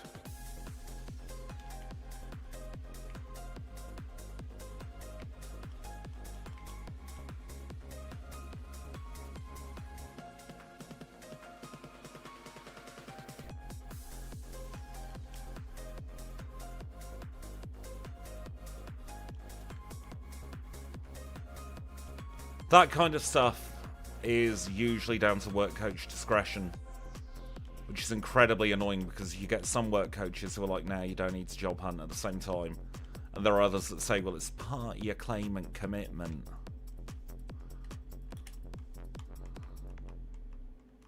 When I worked there, I always said, if you're doing something else, you don't have to do your job search. Obviously keep your eyes open for stuff, but I'm not going to come down on you like a ton of bricks if you're not able to do both.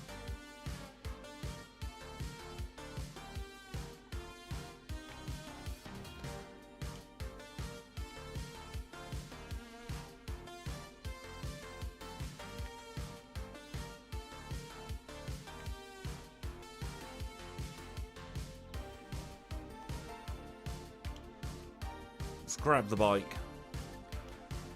You got a really good pack there. I mean, I know it was an epic or better pack. That was still a very good pack.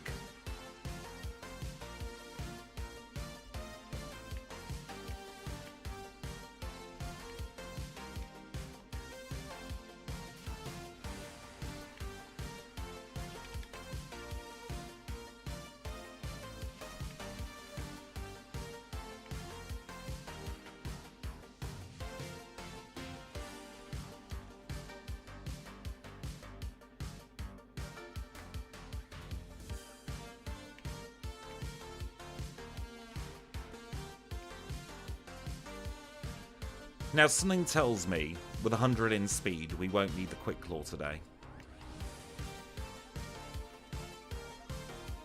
The Medicine Sombrero is clearly the best out of that pack.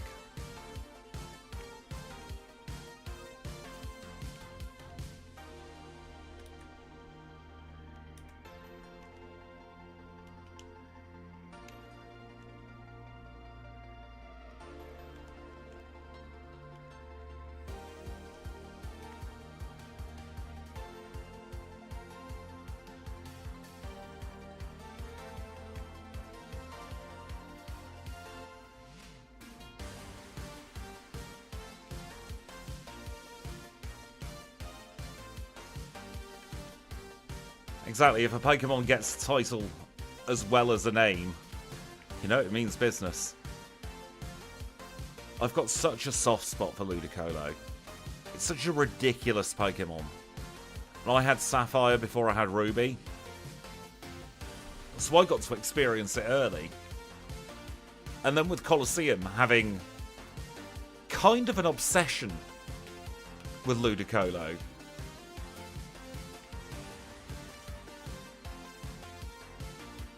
and it's even better. You didn't hear it from me, Gemma, but if they don't offer to cover your costs, kick up fuss, and a lot of it.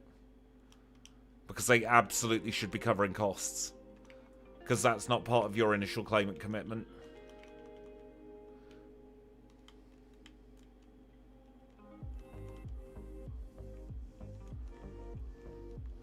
Yeah, you didn't hear that from me.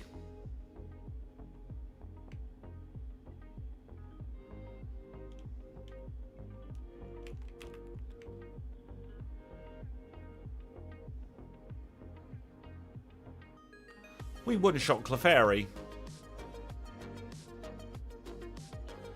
We almost two-shot Miltank.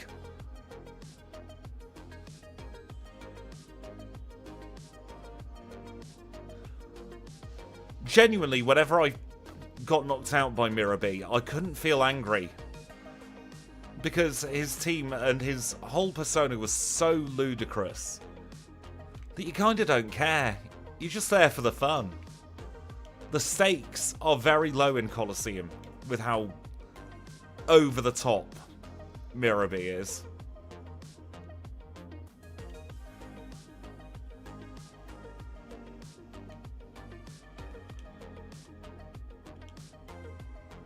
Exactly, you are much more invested in the silly than you are in the serious. And talking of being invested in the silly rather than the serious, if you do want to watch someone have a lot of fun playing games without completely sweating themselves silly, then do go and follow FoodTubes over on Twitch.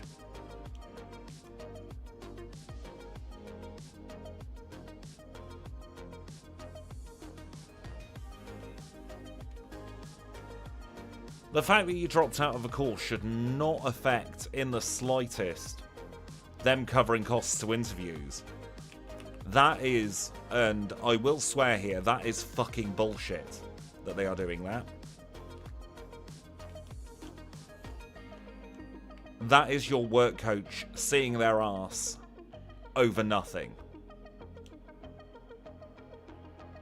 Because it is not really, and again, speaking very much as a person here and not as a former employee of the Department for Work and Pensions, it is not your responsibility to know what you're able to do and what courses you can do. Your work coach should have been able to see that course is not suitable for Gemma, we won't put Gemma on that course.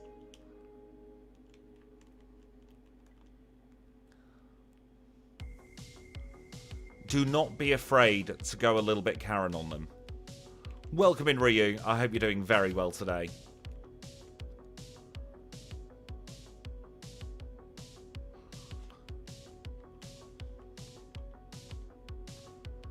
I'm getting on my soapbox about the DWP.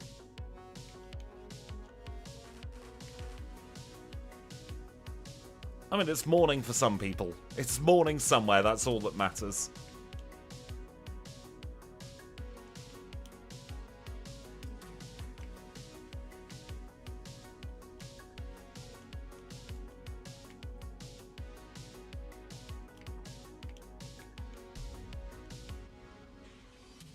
I mean, I'd be worried if there wasn't some anxiety operating a bloomin' forklift.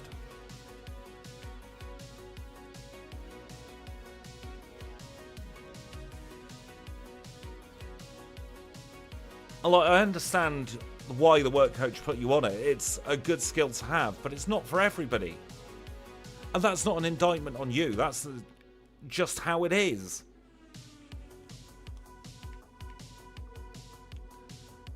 And that is a huge reason, one of many, why I left the department. The money was not enough for me to sacrifice my own morals and to sacrifice my own integrity. So if you don't have that in life, what do you have?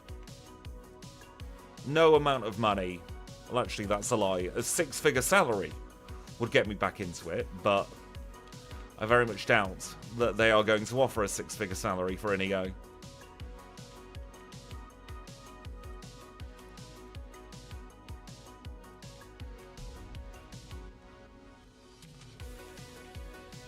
The cohort I trained with at the department, though, was one of the youngest set of work coaches in the country. Like, our cohort's average age was late 20s, as opposed to being in the 30s or the 40s like most work coach cohorts are. And they didn't like that because we kicked up an awful lot of fuss.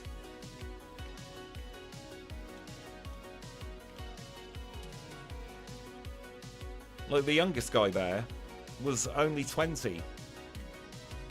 And he got the job and had a lot of time for him.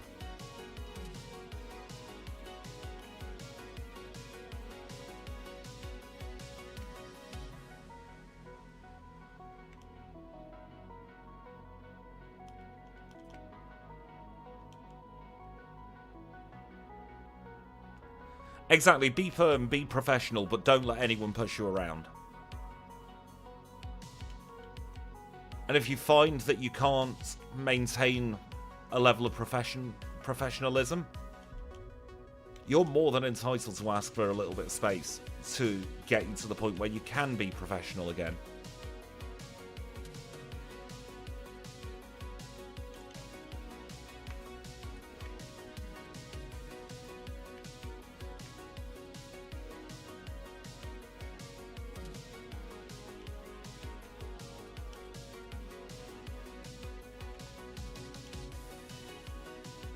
if I was a work coach with somebody like you, Gemma, I would soon figure out that there are things that, for no fault of your own, you're not able to do. So let's work with you as opposed to pushing you into all sorts of nonsense.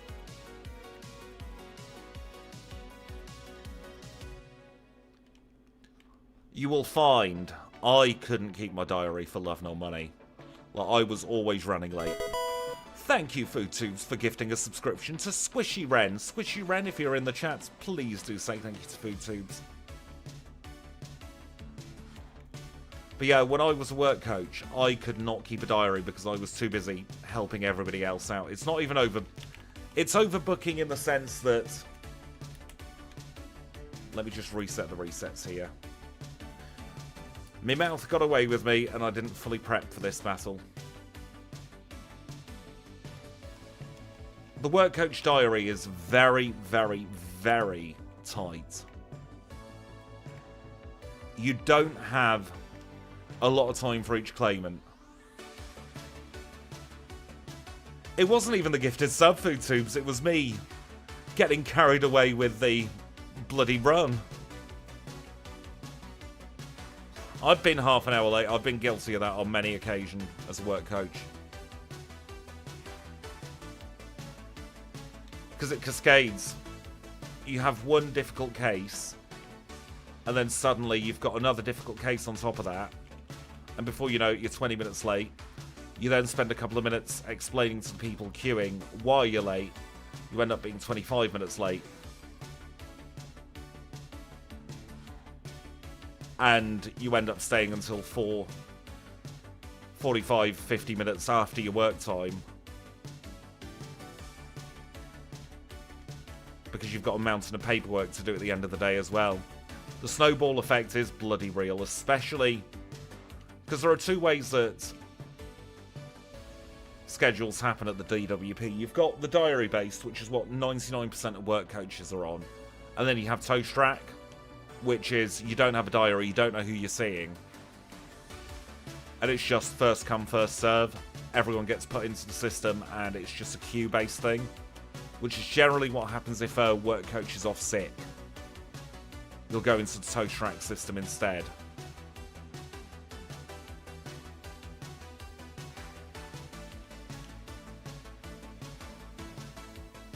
I actually preferred doing Toast Tracking.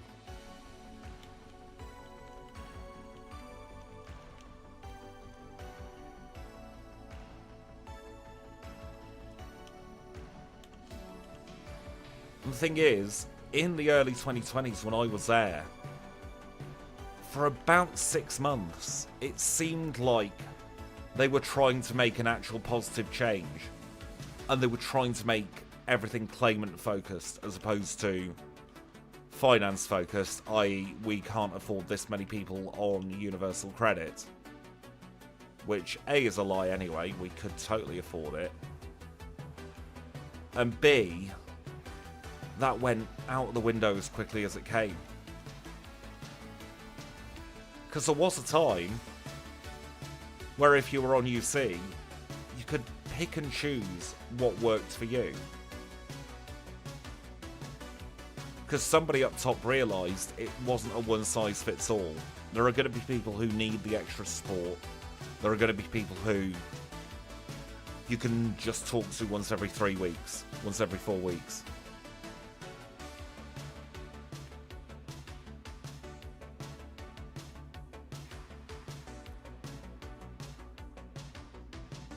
The big thing I said to all my claimants, though, is be open and honest with me. If you don't think you can do something, let me know.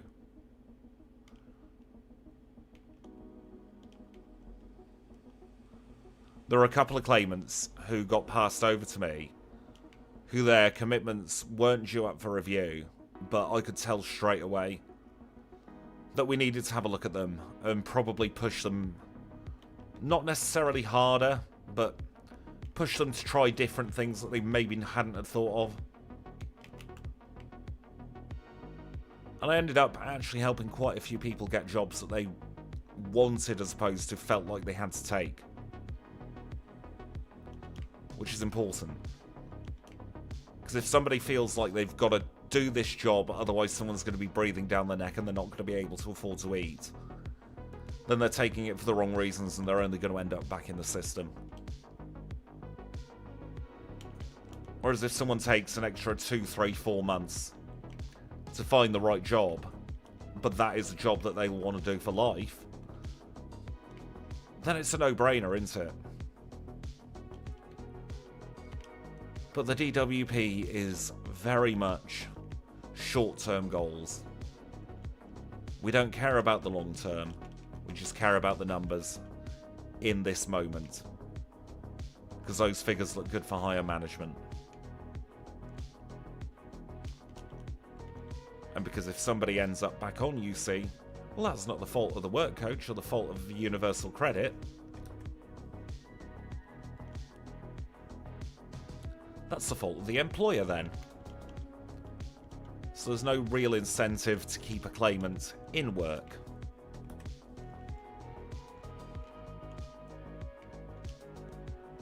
When it'll do for now is the key for the DWP. I'm just going to keep the timer paused because I can't remember if I've been down here. No, I haven't. I will resync.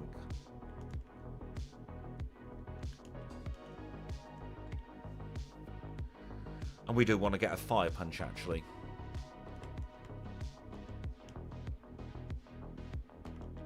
We'll get fire punch, ice punch, and we'll actually double up on both.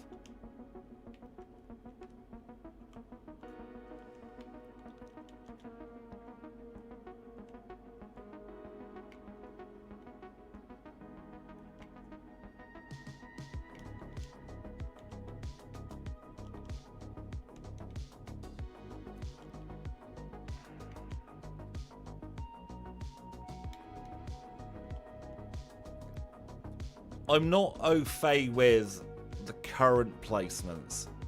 That sounds like it's the kind of group placement that's held in a job centre where they get some third party to spout whatever nonsense they've got. You will know for yourself whether that's a big waste of your time or not. Obviously still attend, but don't push yourself too hard if it's not going to be anything relevant for you. Sounds like one of those one-size-fits-all affairs.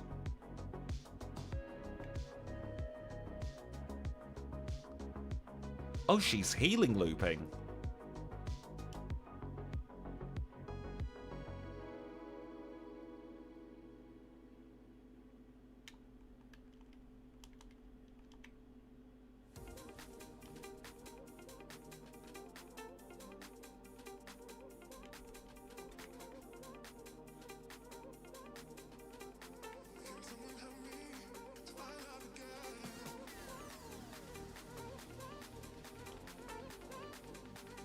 It's also important to remember, actually, that no matter what happens with that kind of thing, there's a whole community here that has your back.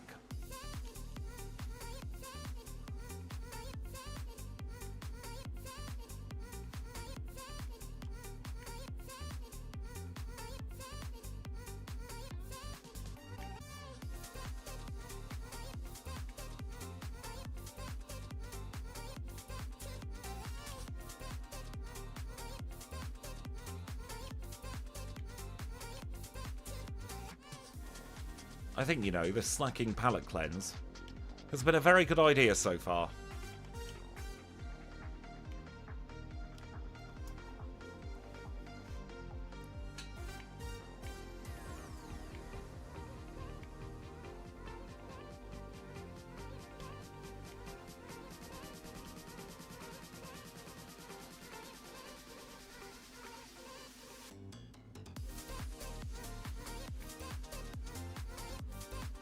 Next on the menu, I'm going to get rid of Faint Sack in place of Shadow Ball as well.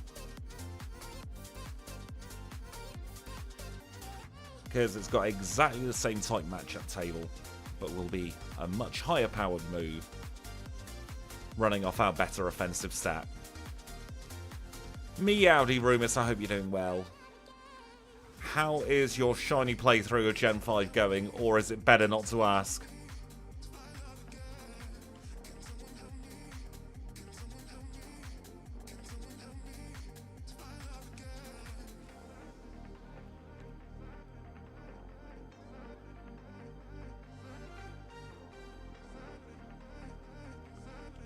We are just obliterating literally anything that comes in front of us. Soft resetting, hopefully you get Snivy. At least under odds, or what feels like under odds.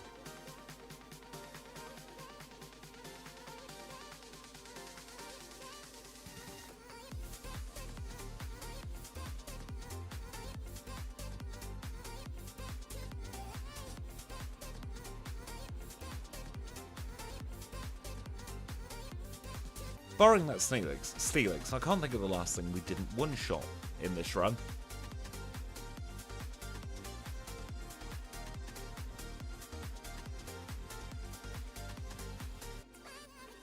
Maybe Chuck's Poliwrath, which feels like an awful long time ago now.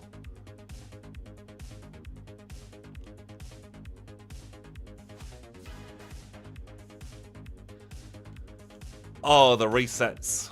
They're almost as bad as Gen 6, the Gen 5 ones, thinking about it.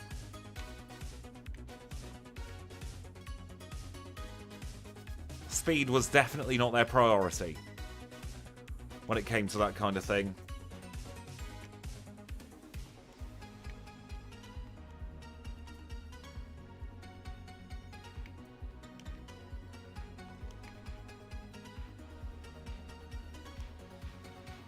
Roxanne!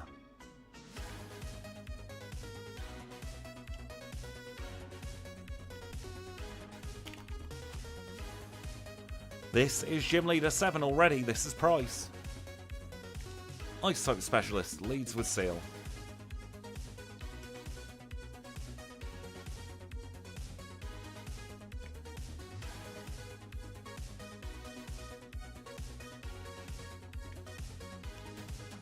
The healing loop there was practically unavoidable. 31:13, nice palindromic time there. For our 7th badge. We're at 7 badges already, blimmin' heck. That means just one thing. We're going to be taking a very quick 3-minute break. In probably about 2 minutes' time, we'll get ourselves through the ice path as we always do.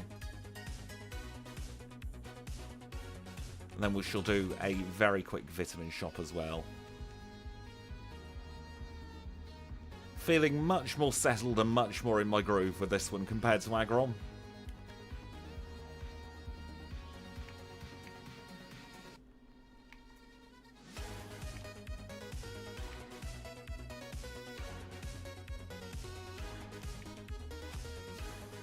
The question is, will we be able to get the boulder on the bike? And if we can, will it be first try?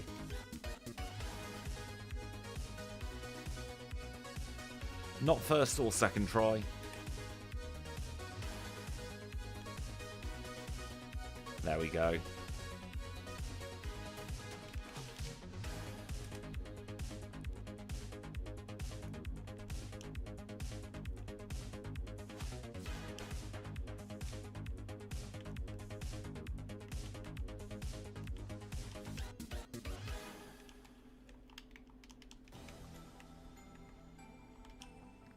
One iron, 1 protein, and 1 PP up.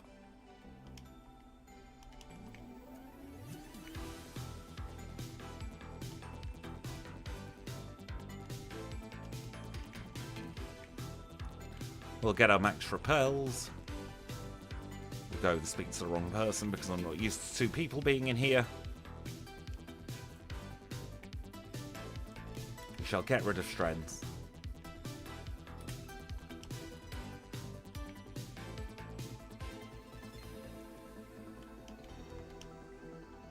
Shall get the nugget. And we shall make our way back to Goldenrod. Pausing the time to do the vitamin shop because I do need to think about numbers. And numbers hurt my brain. Ooh, a shiny Alpha Spiritomb is a very good Pokemon. You know what, we'll keep D-Punch. I don't think we'll need it, but we will keep it just in case of a pinch.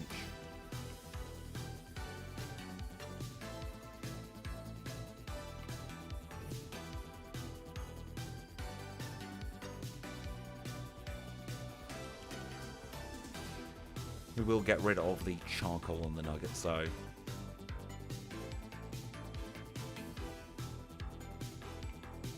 Clear the berry. Clear our Pokeballs.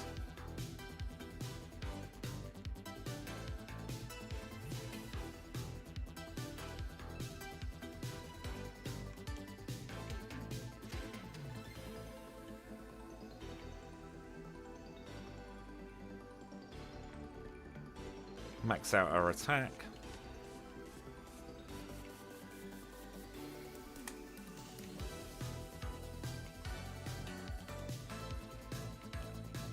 Right, with that, we shall go into the Pokemon Center. We will do a very quick heal. And then I am going to take a very quick 3-minute break. Get ourselves all reframed for the last part of the run. So I'll be back at around about past.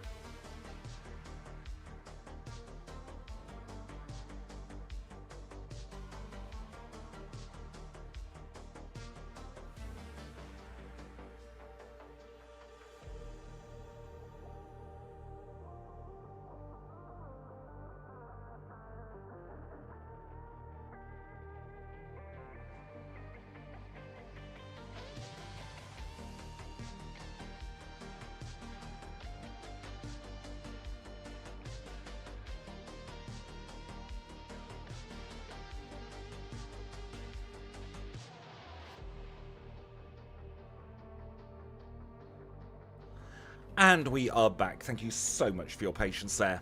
Anderson, have a wonderful rest of your day. I'm sure we'll catch up very soon. We are good to go for the last part of this challenge. Hopefully, we won't have too many issues. Let's get ourselves now through the radio tower.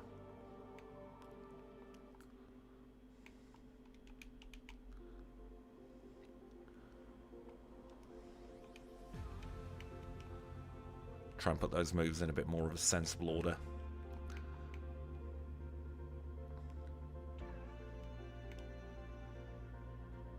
And this should, big capital letters, bold and underlined, be a series of one-shots here in the radio tower.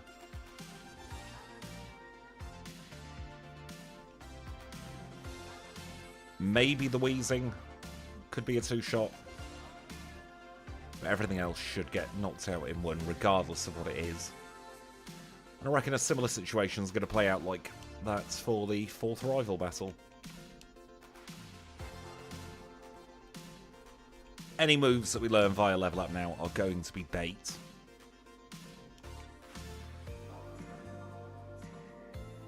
We do not need any more level up moves.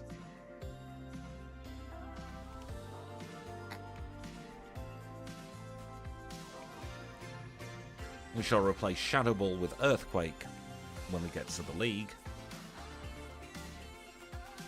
Then I think we should be set.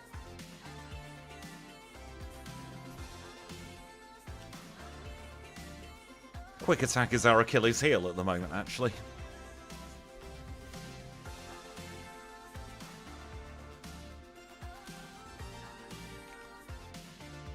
Porygon original rather than 2 goes down without a fight.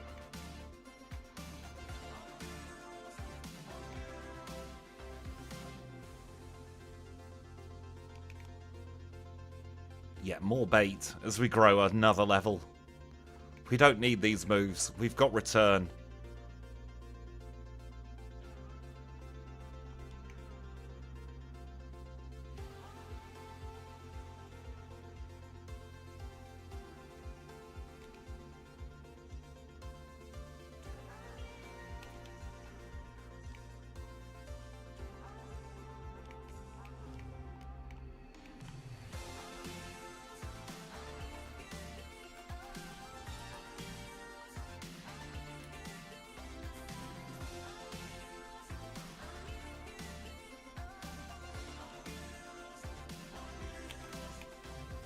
Rival 4.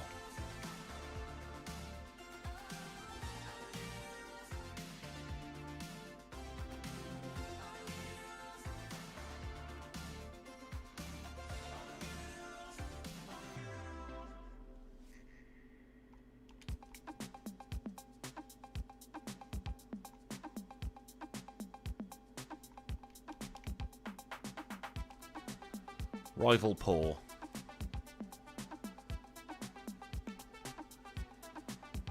Let us continue on.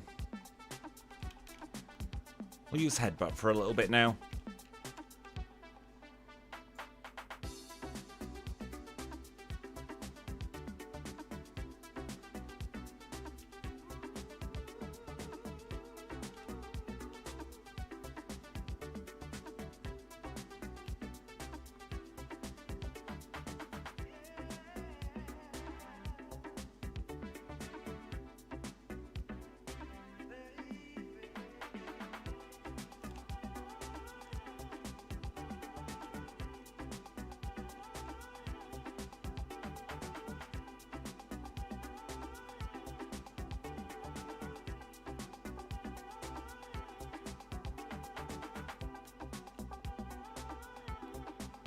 And this is just going to be a case of getting through every trainer at the moment without really thinking about what we're doing.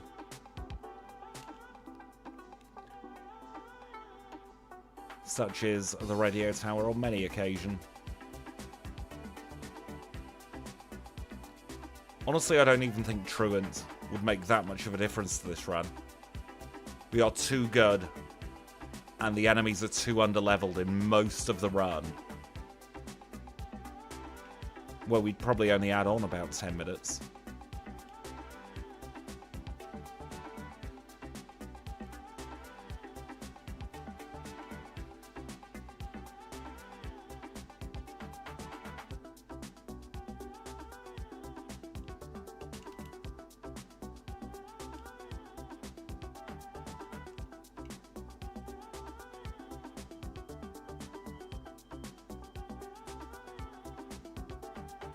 Somebody's alarm's going off outside. I hope that's not being picked up. Kind of disconcerting hearing that. Somebody's probably burning their sausages. It is about dinner time, isn't it?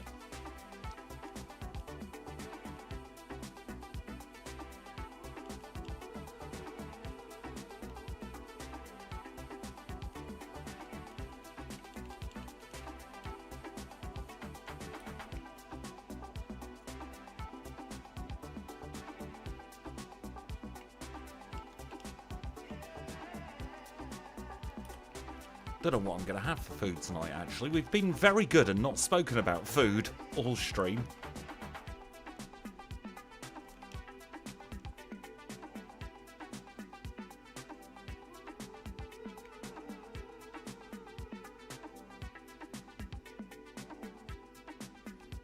Leftover curry, always nice.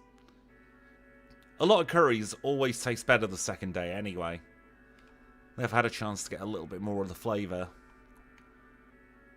On the very odd occasions that I have leftover spag bowl, that's always the case. Day 2 spag bowl is so much better than day 1. A day 1's nice to begin with.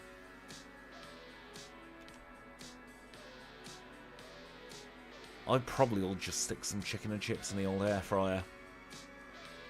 I've become a convert to my air fryer.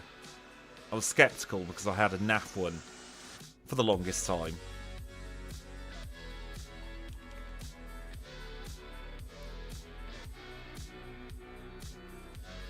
Oh, my air fryer is glorious.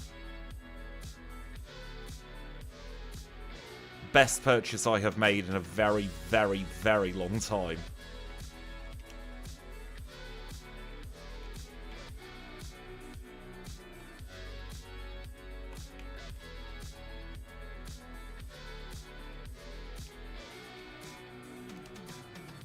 And I don't think Kanbei's around today, but I did fix the Team 11212. And if you're wondering, what on earth is Team 11212? Kanbei was incredibly generous in donating £112 and 12 pence, 11212, to the channel, and joins a very exclusive team that will hopefully forever remain just a single member.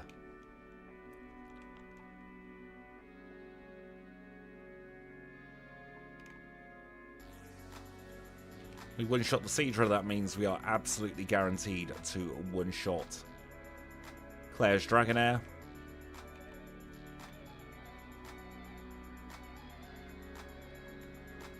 I got mine from Argos, and then they had the absolute gall to take 30 quid off it. Literally the day after I bought it. I was very annoyed at that.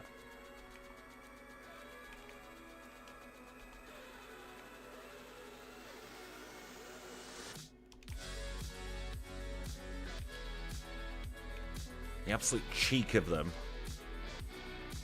It's the trouble with buying anything, though. You never know when something's going to go on sale.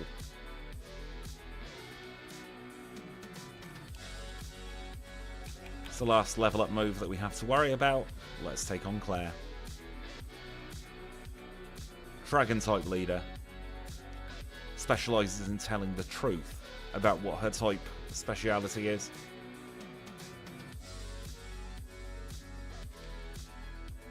And it was never going to be any other way. We one-shot the Kingdra.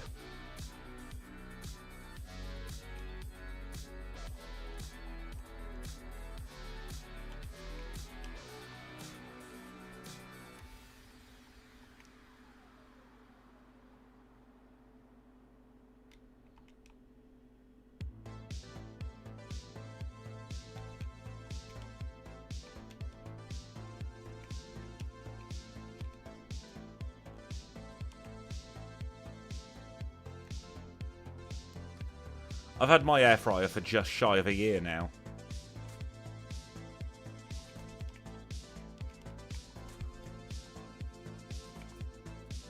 It's revolutionised cooking.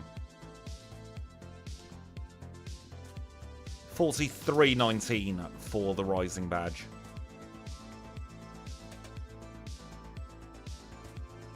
Lies are the most important thing about being a dragon tamer. I didn't say she was good at being a dragon tamer, though.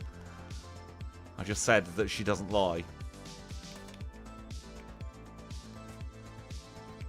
You do have to wonder what all of these Jotonian dragon tamers, especially in Gen 2, would think about the people who live in the Gen 3 times, where there are more dragons. There's a whole variety of dragons.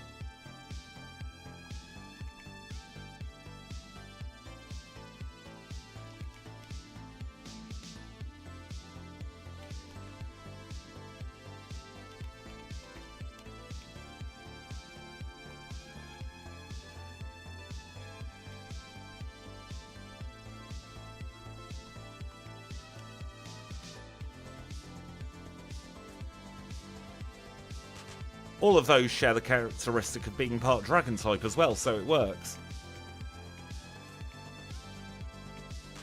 Milotic's water dragon. Sceptile is flying dragon.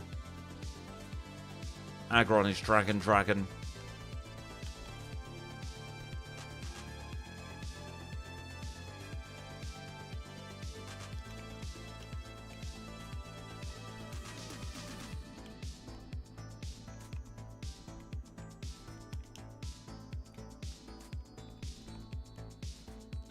And we are dragging ourselves to the league.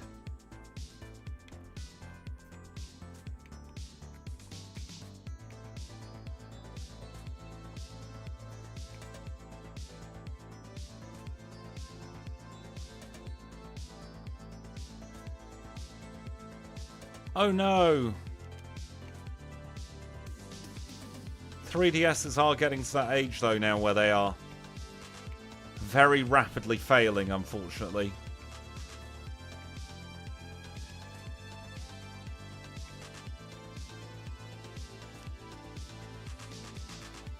Started off with the Oras carts.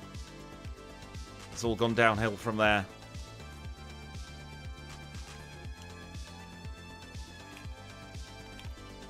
Will time. Will we defeat him?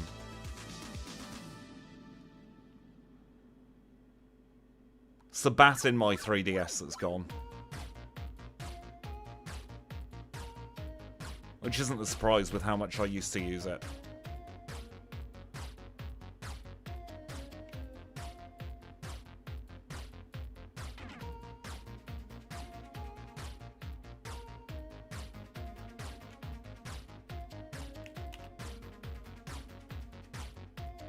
Koga's next.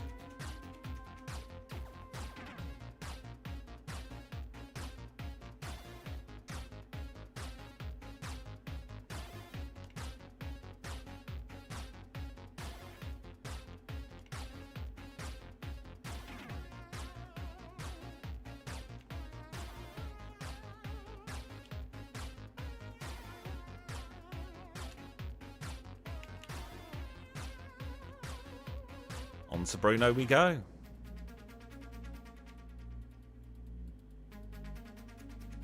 Welcome in, GG. I hope you're having a wonderful lunch. There's our guaranteed damage.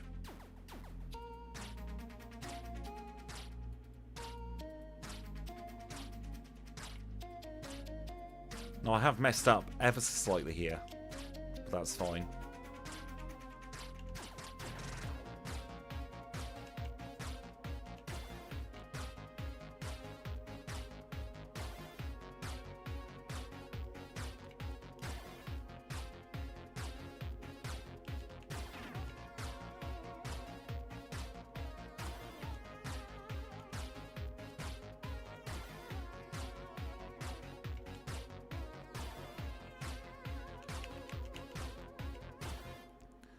And we are on to Karen.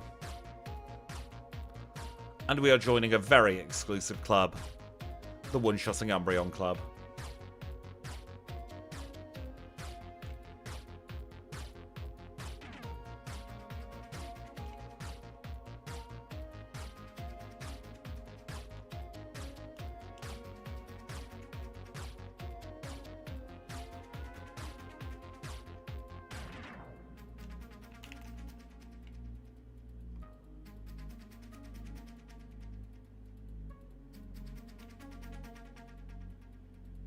Goodbye to Gyarados.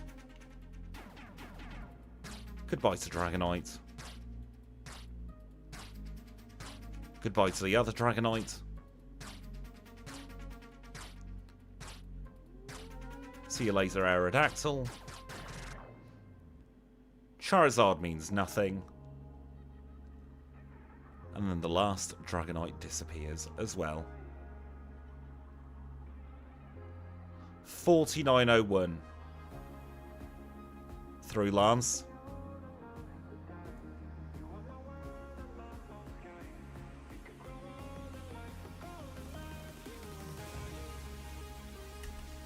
And 4917 into the Hall of Fame.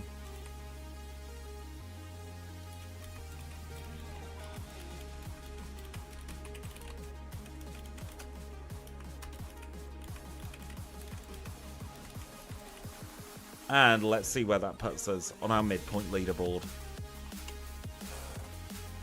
Is it really going to be any different?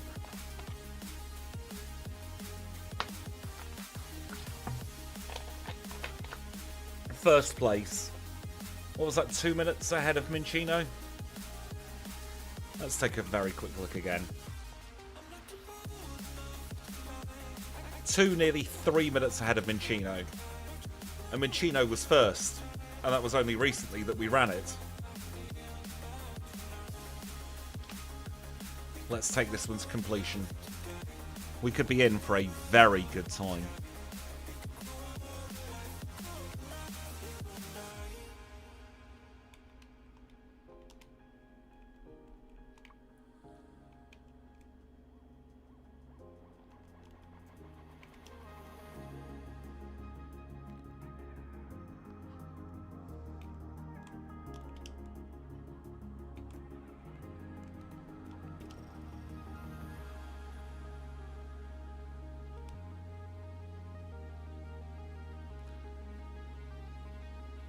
Spiritomb, Shellos, Lucario, Golbat, and Munchlax all in one day.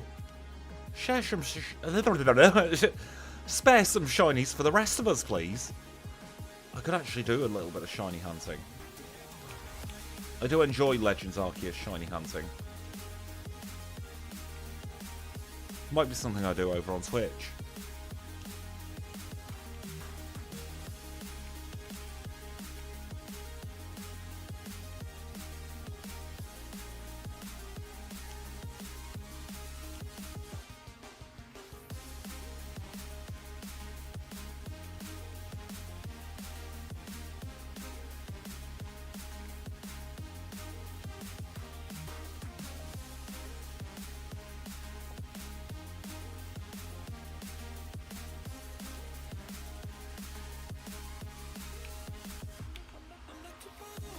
Let us take on Surge.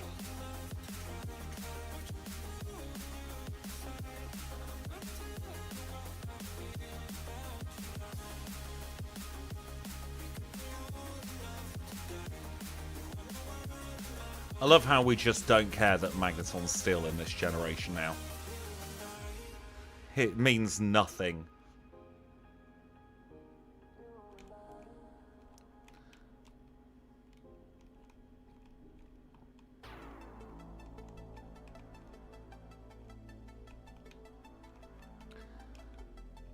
I might not be able to keep up with chat quite as much as I normally do now either. I'm really going to try and focus hard for the rest of this run.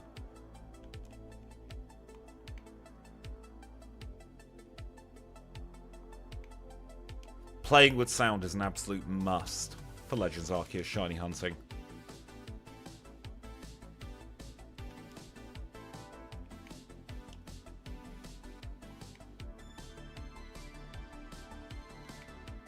My kind of weird theory is that they removed the sound and the sparkle because they couldn't stop Pokemon spawning in rocks and mountains in Scarlet and Violet, so they didn't want people noticing. I had a shiny Magneton in a rock once in Scarlet Violet.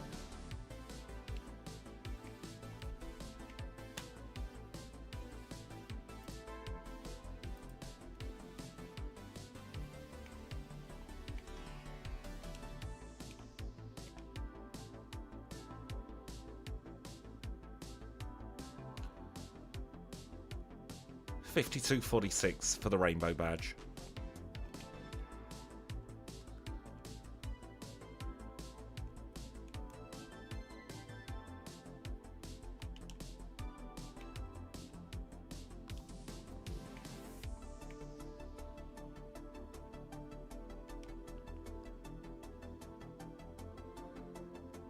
You would think, with how big Game Freak has become, they would be a lot better at creating games these days.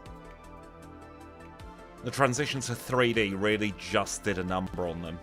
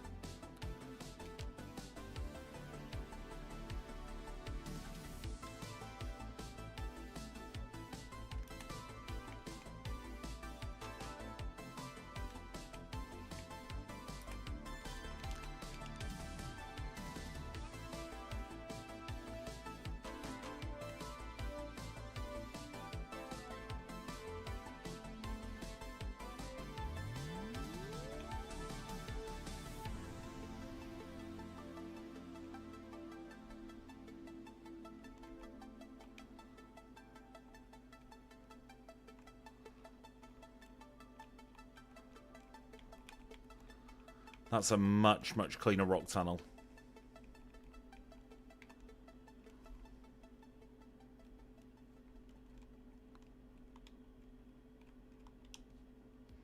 Not perfect, but a lot better than what I have been doing.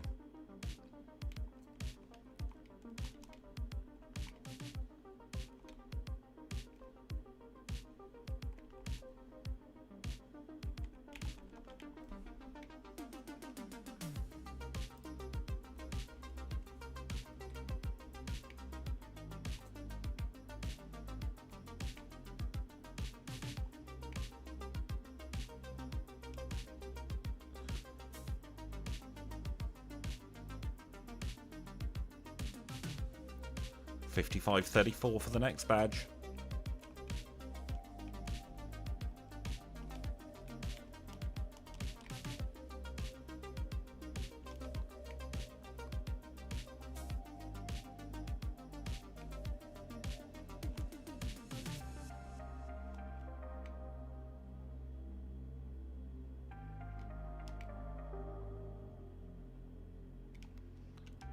I feel for Schoolboy Dudley. He's got a single Oddish. Now, don't get me wrong, I like Oddish. But he's in the post-game. At least Ellen has 2 fully evolved.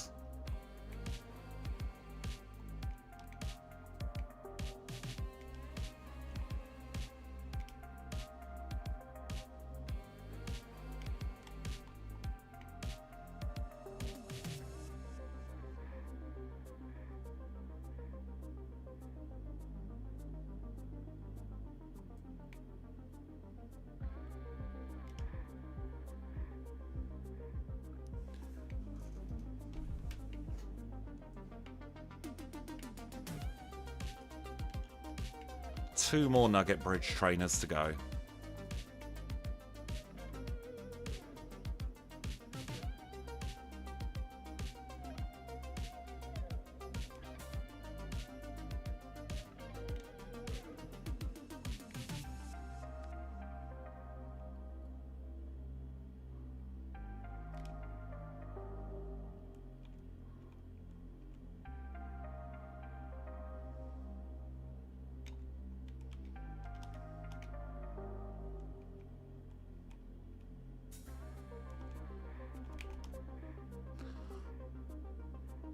We are on to Misty. Going to be in full focus mode now for the rest of this run. Want to try and get it as quick as we can.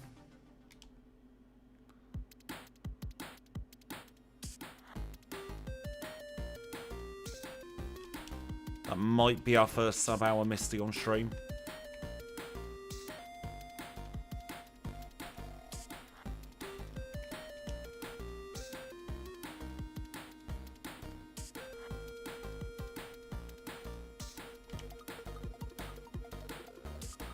Zap cannon acquired.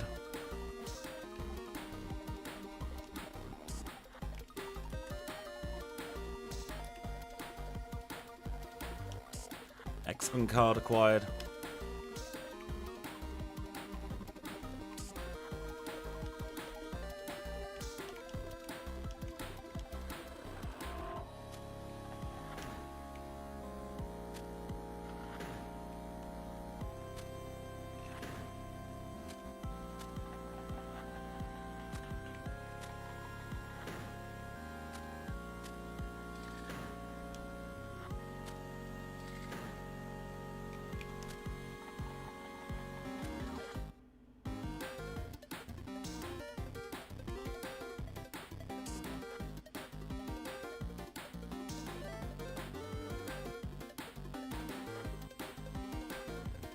The intrusive thought of, I wonder if returns a one-shot on any of these, is so tempting, but I'm going to restrain myself. Sub-hour Brock.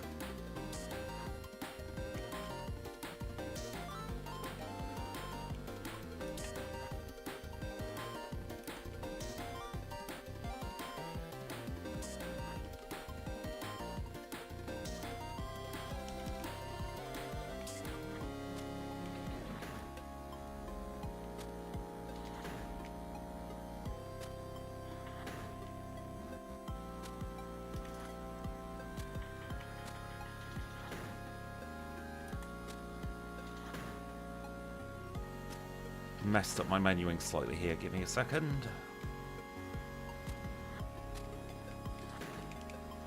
There we go. Gonna give myself a freebie up till talking to Blue because I didn't pause the timer properly. Welcome along, Kanbei. We are still live, very stressed.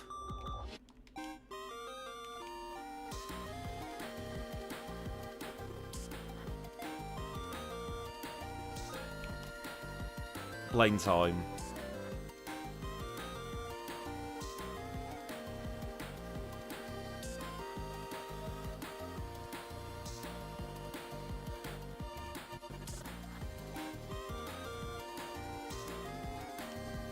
Here is that was Blaine.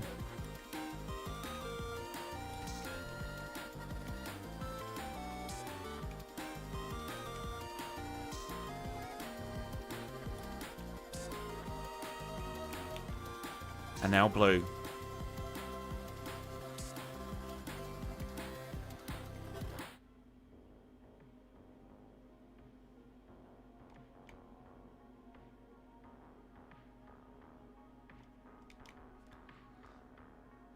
Nevermind, Ice has done its job there.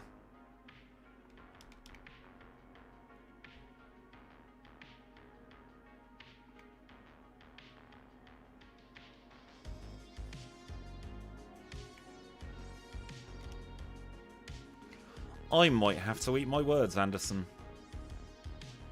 Could very possibly get in the 103 range here.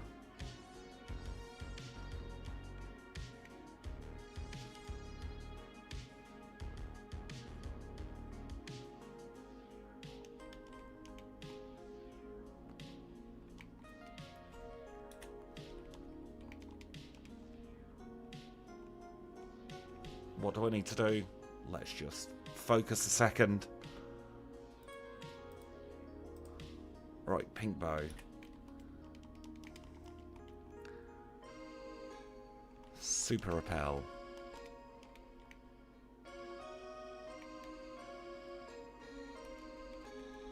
We're not going to get sub 103. Movement will prohibit that. 104, 105 is more likely. Could still go over. But they are the most likely times at the moment.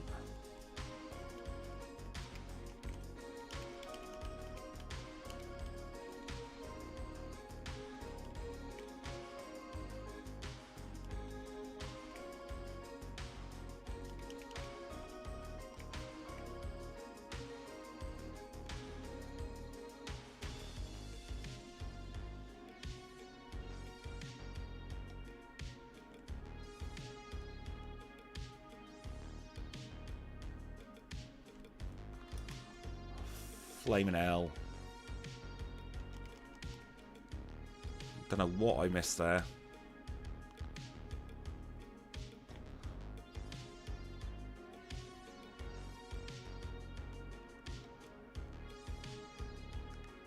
If you'll excuse me, I'm going to expend this repel and we'll unpause the timer once we're through the first room.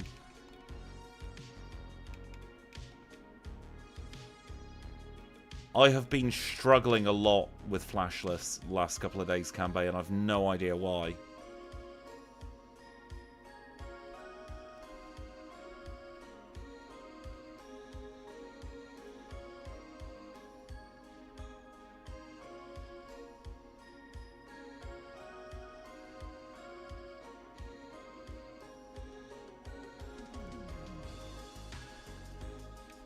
There we go.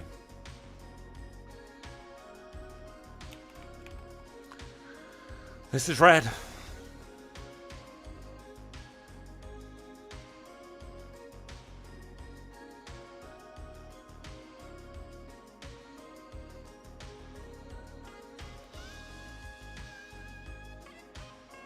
Worst that could happen really is a paralysis there from Body Slam. Sunny Day Burn would be terrible as well, actually.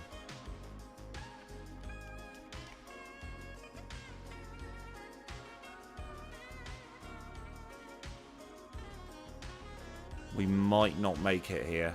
If we flinch, we will. Flaming L. We lost the coin toss. Chain of events because of that bloody Charizard. Not that Charizard. The Snorlax there.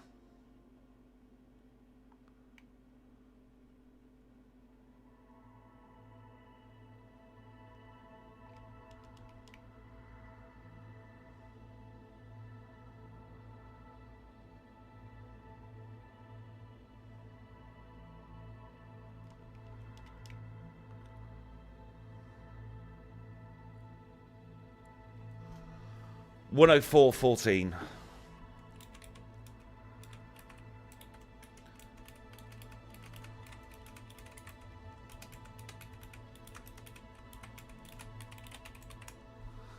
And let's see where that puts us.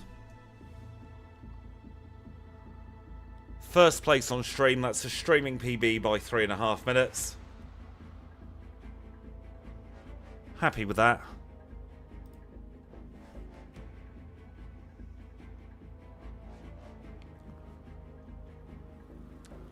Absolutely nothing got in our way there, barring 2 losses of the coin flips.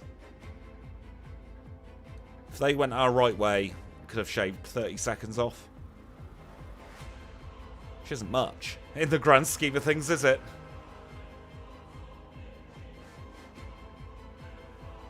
I'll let the leaderboards play out in full now, though.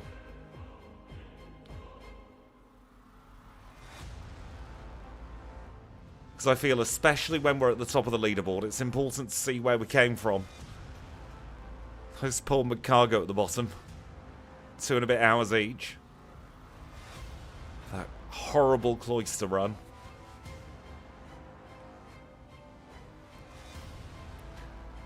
We are just under a minute. We're 55 seconds behind our overall fastest ever run time. And that was a prereq.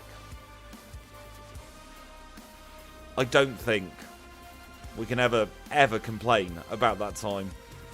I am very happy that after the absolute disaster zone that was the Aggron run, we ended up doing this one right afterwards, after I'd warmed up. Shaved off 20 minutes from our original slacking time. I'm happy with that. It's not very often I say I'm happy with the time. But today, I definitely am. Yeah, Porygon 2's redo was practically humping the original Porygon 2. But I think now, as the leaderboard plays out in the background, we are done for today. I'm knackered after that. I would be incredibly grateful if, since I've got you all here, if you could press the like button for the stream. It has been an absolute pleasure over the last 3 hours, though. I will be back later in the week, probably Friday.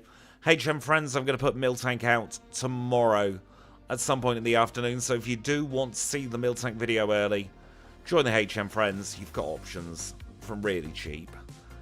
But until Friday, I'll say thank you all so much for watching. I'll catch you all very, very soon.